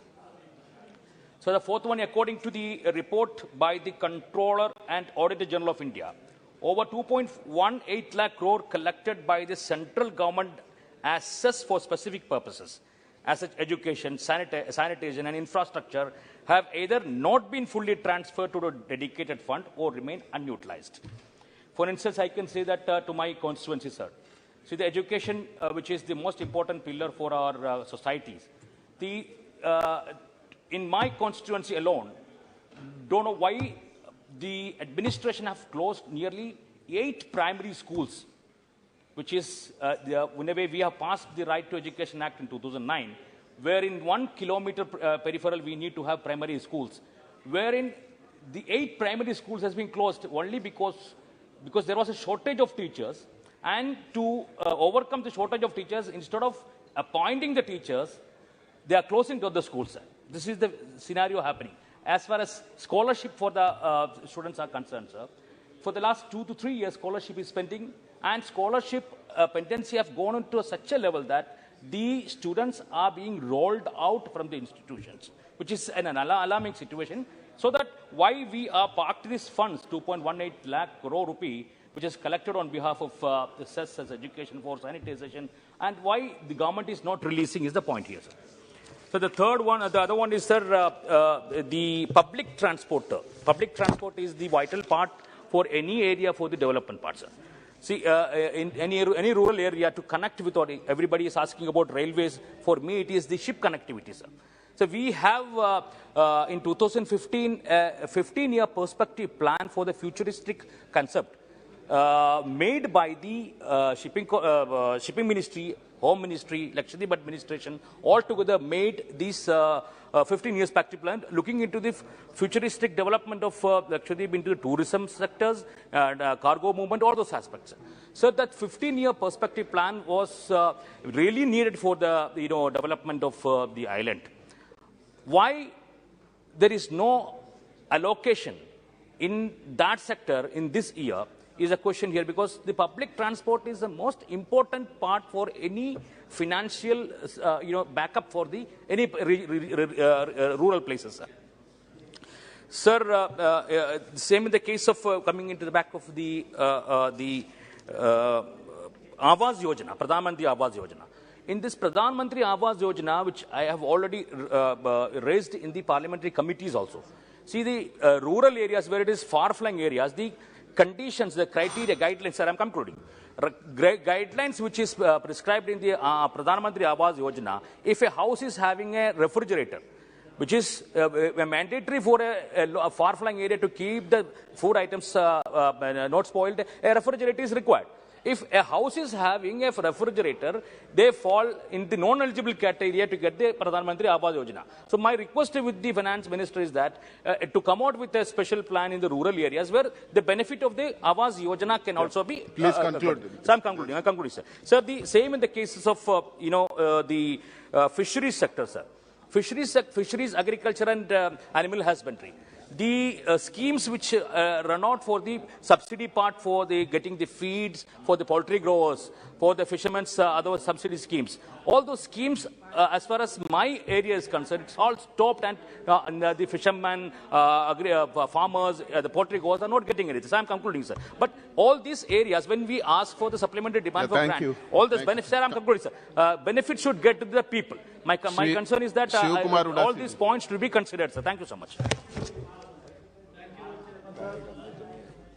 For allowing me to speak on the demand for excess grants for 2019-20 and supplementary demand for grants 22-23, sir. I thank Honorable Prime Minister and my party for giving this opportunity and to support the supplementary demand for grants and the demand for excess grants for expenditure of the central government, sir. Sir, demand for excess grants for 2019 and 20, sir. The excess expenditure during 1920 occurred in 2 grants and 1 appropriation, sir, amounting to the total of 32,637 crores, sir. Out of which, sir, 701 crores has been a capital outlay on defense services under the Ministry of Defense, sir. And it has been excess expenditure हुआ है, sir. इसी के लिए हम आज उसको support करके पास कर रहे हैं, सर. और दूसरा 31,934,000 crores has been given to, sir. The excess was incurred due to transfer of more funds to GST compensation funds in order to apportion the balance IGST pertaining to the financial year 2018, sir. And in the present supplementary demand for grants, sir, the first batch of supplementary demand for grants for 22-23, it includes 75 grants and 6 appropriations, sir. Approval of the Parliament is sought to authorize gross additional expenditure of 4,35,938 crores. Out of this proposal, involving net cash outgo of aggregated to 3,25,000 crores and gross additional expenditure matched by the savings of the ministries and departments and enhanced receipts and recoveries aggregate to 1,10,180 crores. Besides, a token of provision of 159 lakhs is being sought 1 lakh for each item of the expenditure for enabling reappropriation of savings in cases involving new services or the new instrument services, sir. Sir, out of this 75 grants and 6 appropriations, sir, gross appropriation is 4,36,000 crores, sir, out of which cash supplementary is 3,26,000 crores, out of 3,26,000 crores, revenue account is 2,95,000 lakh crores, sir, 2.95 lakh crores, sir, and capital account is 31,053 crores, sir. Sir, major items out of this are the sir, major वो चिंतन कर रहे हैं major मैंने कहा चिंतन कर रहे हैं मैंने sir major items in this are, sir, fertilizer subsidies of the tune of 1,09,000 lakh crores, sir, and food subsidies of the tune of 80,348 crores, sir, and rural development 45,178 crores, out of which Manrega itself is around 16,400 crores, and Pradhan Mantri Awas Yojana rural is of the tune of 28,422 crores, sir. And to support to the oil marketing company, sir, the government has given rupees 22,000 crores plus 7,200 crores for Ujjwala Yojana, out of which already 9 crore people have got the gas connection in this country, sir. Ministry of Road Transport is getting around 20,000, that is 19,198 crores, sir, and Ministry of Railways is getting around 12,000 crores, and BSNL is telecommunication is getting around 13,000 crores. And out of the 6 appropriations, sir, which is a mandatory and it will happen recurring expenses, which is not shown in this, it is going to CVC, the Supreme Court, President of India, UPSC, and interest payment, sir, and debt repayment, sir. So last time our budget was around to the tune of 39,45,000 crores, sir, budget estimate. Abhi after this demand for supplementary grants, it will rise to 43,81,000 crores, sir. Sir, now I'll come to the, a lot of people have spoke about the economy in this country today, sir. Most of the opposition have also talked about what is the economic scenario of this country, sir. Sir, releasing the estimate of gross domestic product for the second quarter, Q2 in 22-23, the National Statistical Office, NSO, declared that real GDP or GDP at constant 2011-12, price is estimated at 38.17 lakh crore rupees, as against the 35.89 lakh crore rupees in quarter 2 of financial year 22-23, showing a growth of 6.3% as compared to the 8.4% in the quarter 2 of the financial year 21-22, sir. According to RBI, sir, taking into account the baseline assumption, survey indicators and the model forecasts, real GDP growth is expected at 7% in 22-23, sir. 6.3% in quarter 2, 4.6% each in quarter 3 and quarter 4, with risk broadly balanced around this baseline path for 23-24, assuming a normal monsoon, sir, and no major exogenous or policy shocks. The structural and model estimates indicate real GDP growth at 6.5%, sir. Sir, according to a World Economic Outlook, October 22, sir, countering the cost of living crisis, global economy activities is experiencing a broad-based, sharper than expected slowdown, with inflation higher than seen in several decades. The cost of living crisis, tightening financial condition in most regions, Russia's invasion of Ukraine, and lingering COVID-19 pandemic all weigh heavily on the outlook of Indian economy, sir. It also on the Indian economy as well, sir. Global growth is forecast to slow from 6% in 2021 to 3.2%, sir, in 22, and 2.7% in 23, sir. Global inflation forecast has to rise from 4.7% in 2021 to 8.8% in 2022, but to decline 6.5% in 23 and 4.1% by 24, sir. Amidst this crisis, India stands on better footing, sir. Promising growth, slowing inflation, rapid vaccination coverage, well-calibrated short-term policy measures have effectively navigated the economy through the turbulent times, paving the path towards the desired resilience and the growth, sir. The World Bank raises financial year 23 India's growth to forecast to 6.9%, sir. Further, the rating agency of Moody has cut the India's growth projection for the current next calendar year to the higher inflation, higher interest rate, and slowing global growth that it believes will dampen the economic momentum more than it had expected. But Moody said, sir, now expects the India's GDP growth to 7% in 2020, sir. The point here would be, sir, across the globe, global economic scenario, all the countries are having a low growth, sir.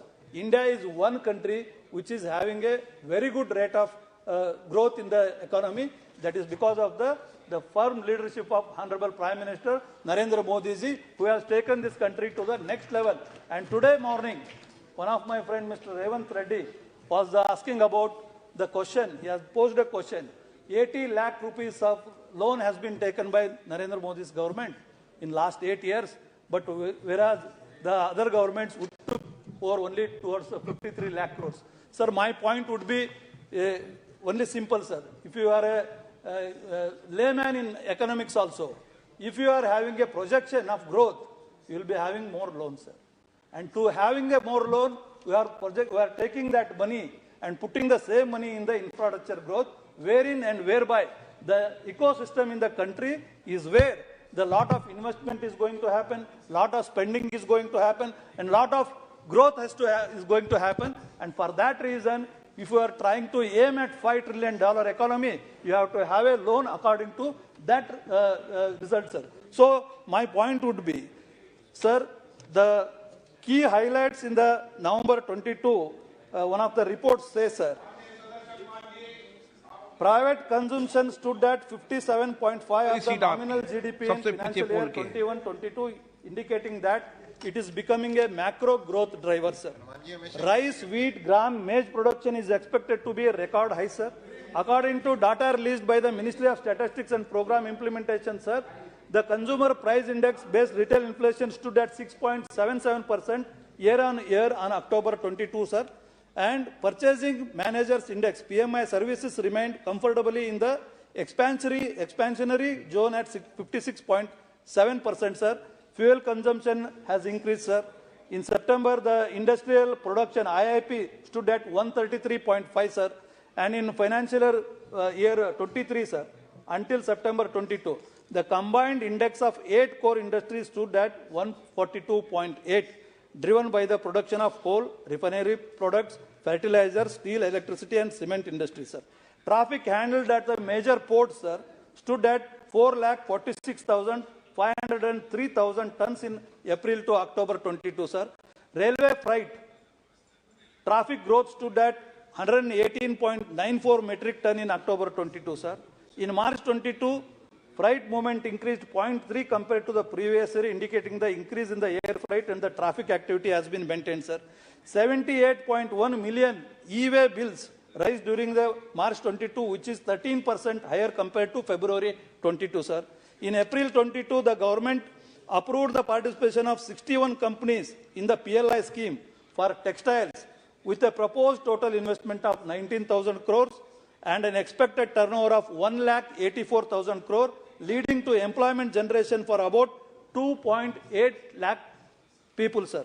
In October 22, the gross GST revenue collection stood at 1,51,718 crores, sir. In June 22, Indian basket crude oil reached $116.6 compared to 109, sir. In October, UPI transactions were valued at 12.11 lakh crores and merchandise exports stood at $30 billion, sir.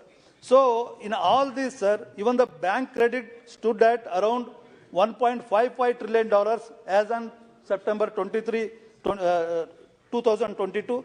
Credit on non-food industry stood at $1.54 trillion, sir, in September 22-23, sir. So, the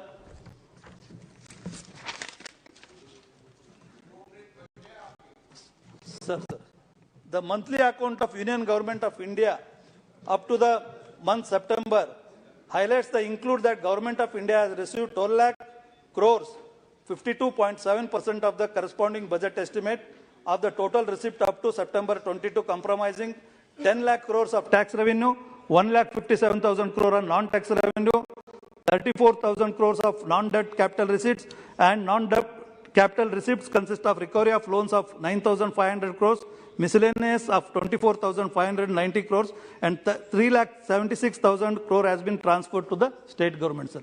A lot of opposition members were talking about the federal structure of this country.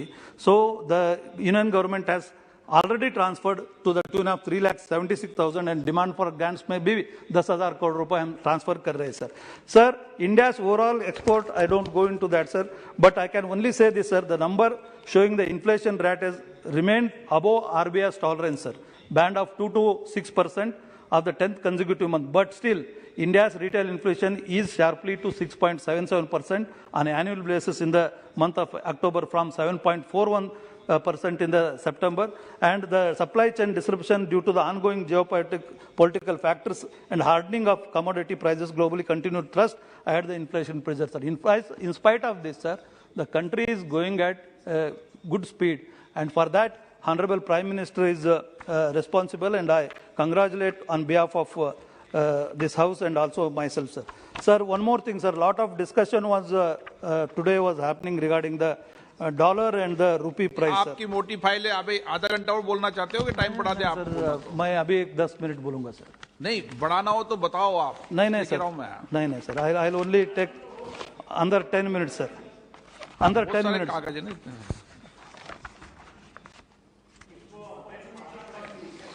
सभा की कार्रवाई माननीय सदस्य के बोलने तक बढ़ाई जाती है. Thank you sir. Thank you sir. Sir thank you sir. आज बहुत बहस हुआ sir. Dollar rise against the rupee का बारे में बहुत चर्चा हुआ sir. The cause of the global currency crisis is the rising US dollar, sir. The dollar index DXY, which measures the US dollar against an average of 6 other major currencies, has risen by 15% in 2022, sir, which is the highest increase in the last 20 years, sir. The British pound has fallen by 17.7%, sir. Turkish lira by whopping 39%, sir. And the euro by about 15%, sir. Australian dollar by 15%, sir. And Taiwanese currency by 16%, sir. Virtually all Asian currencies have been hit, sir. India only by 10.9%, sir.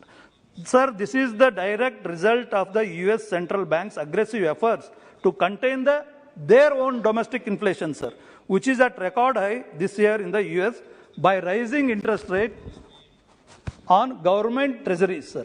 The series of rate increases by the Federal Reserve this year has resulted in record sales of US government bonds and a consequent sucking in the dollars from the world economy and world currency market, sir. Because they are getting a lot of more interest there, the entire money is transferring back to the US, sir. The growing demand for dollars to buy these bonds has pushed up the dollar price, sir.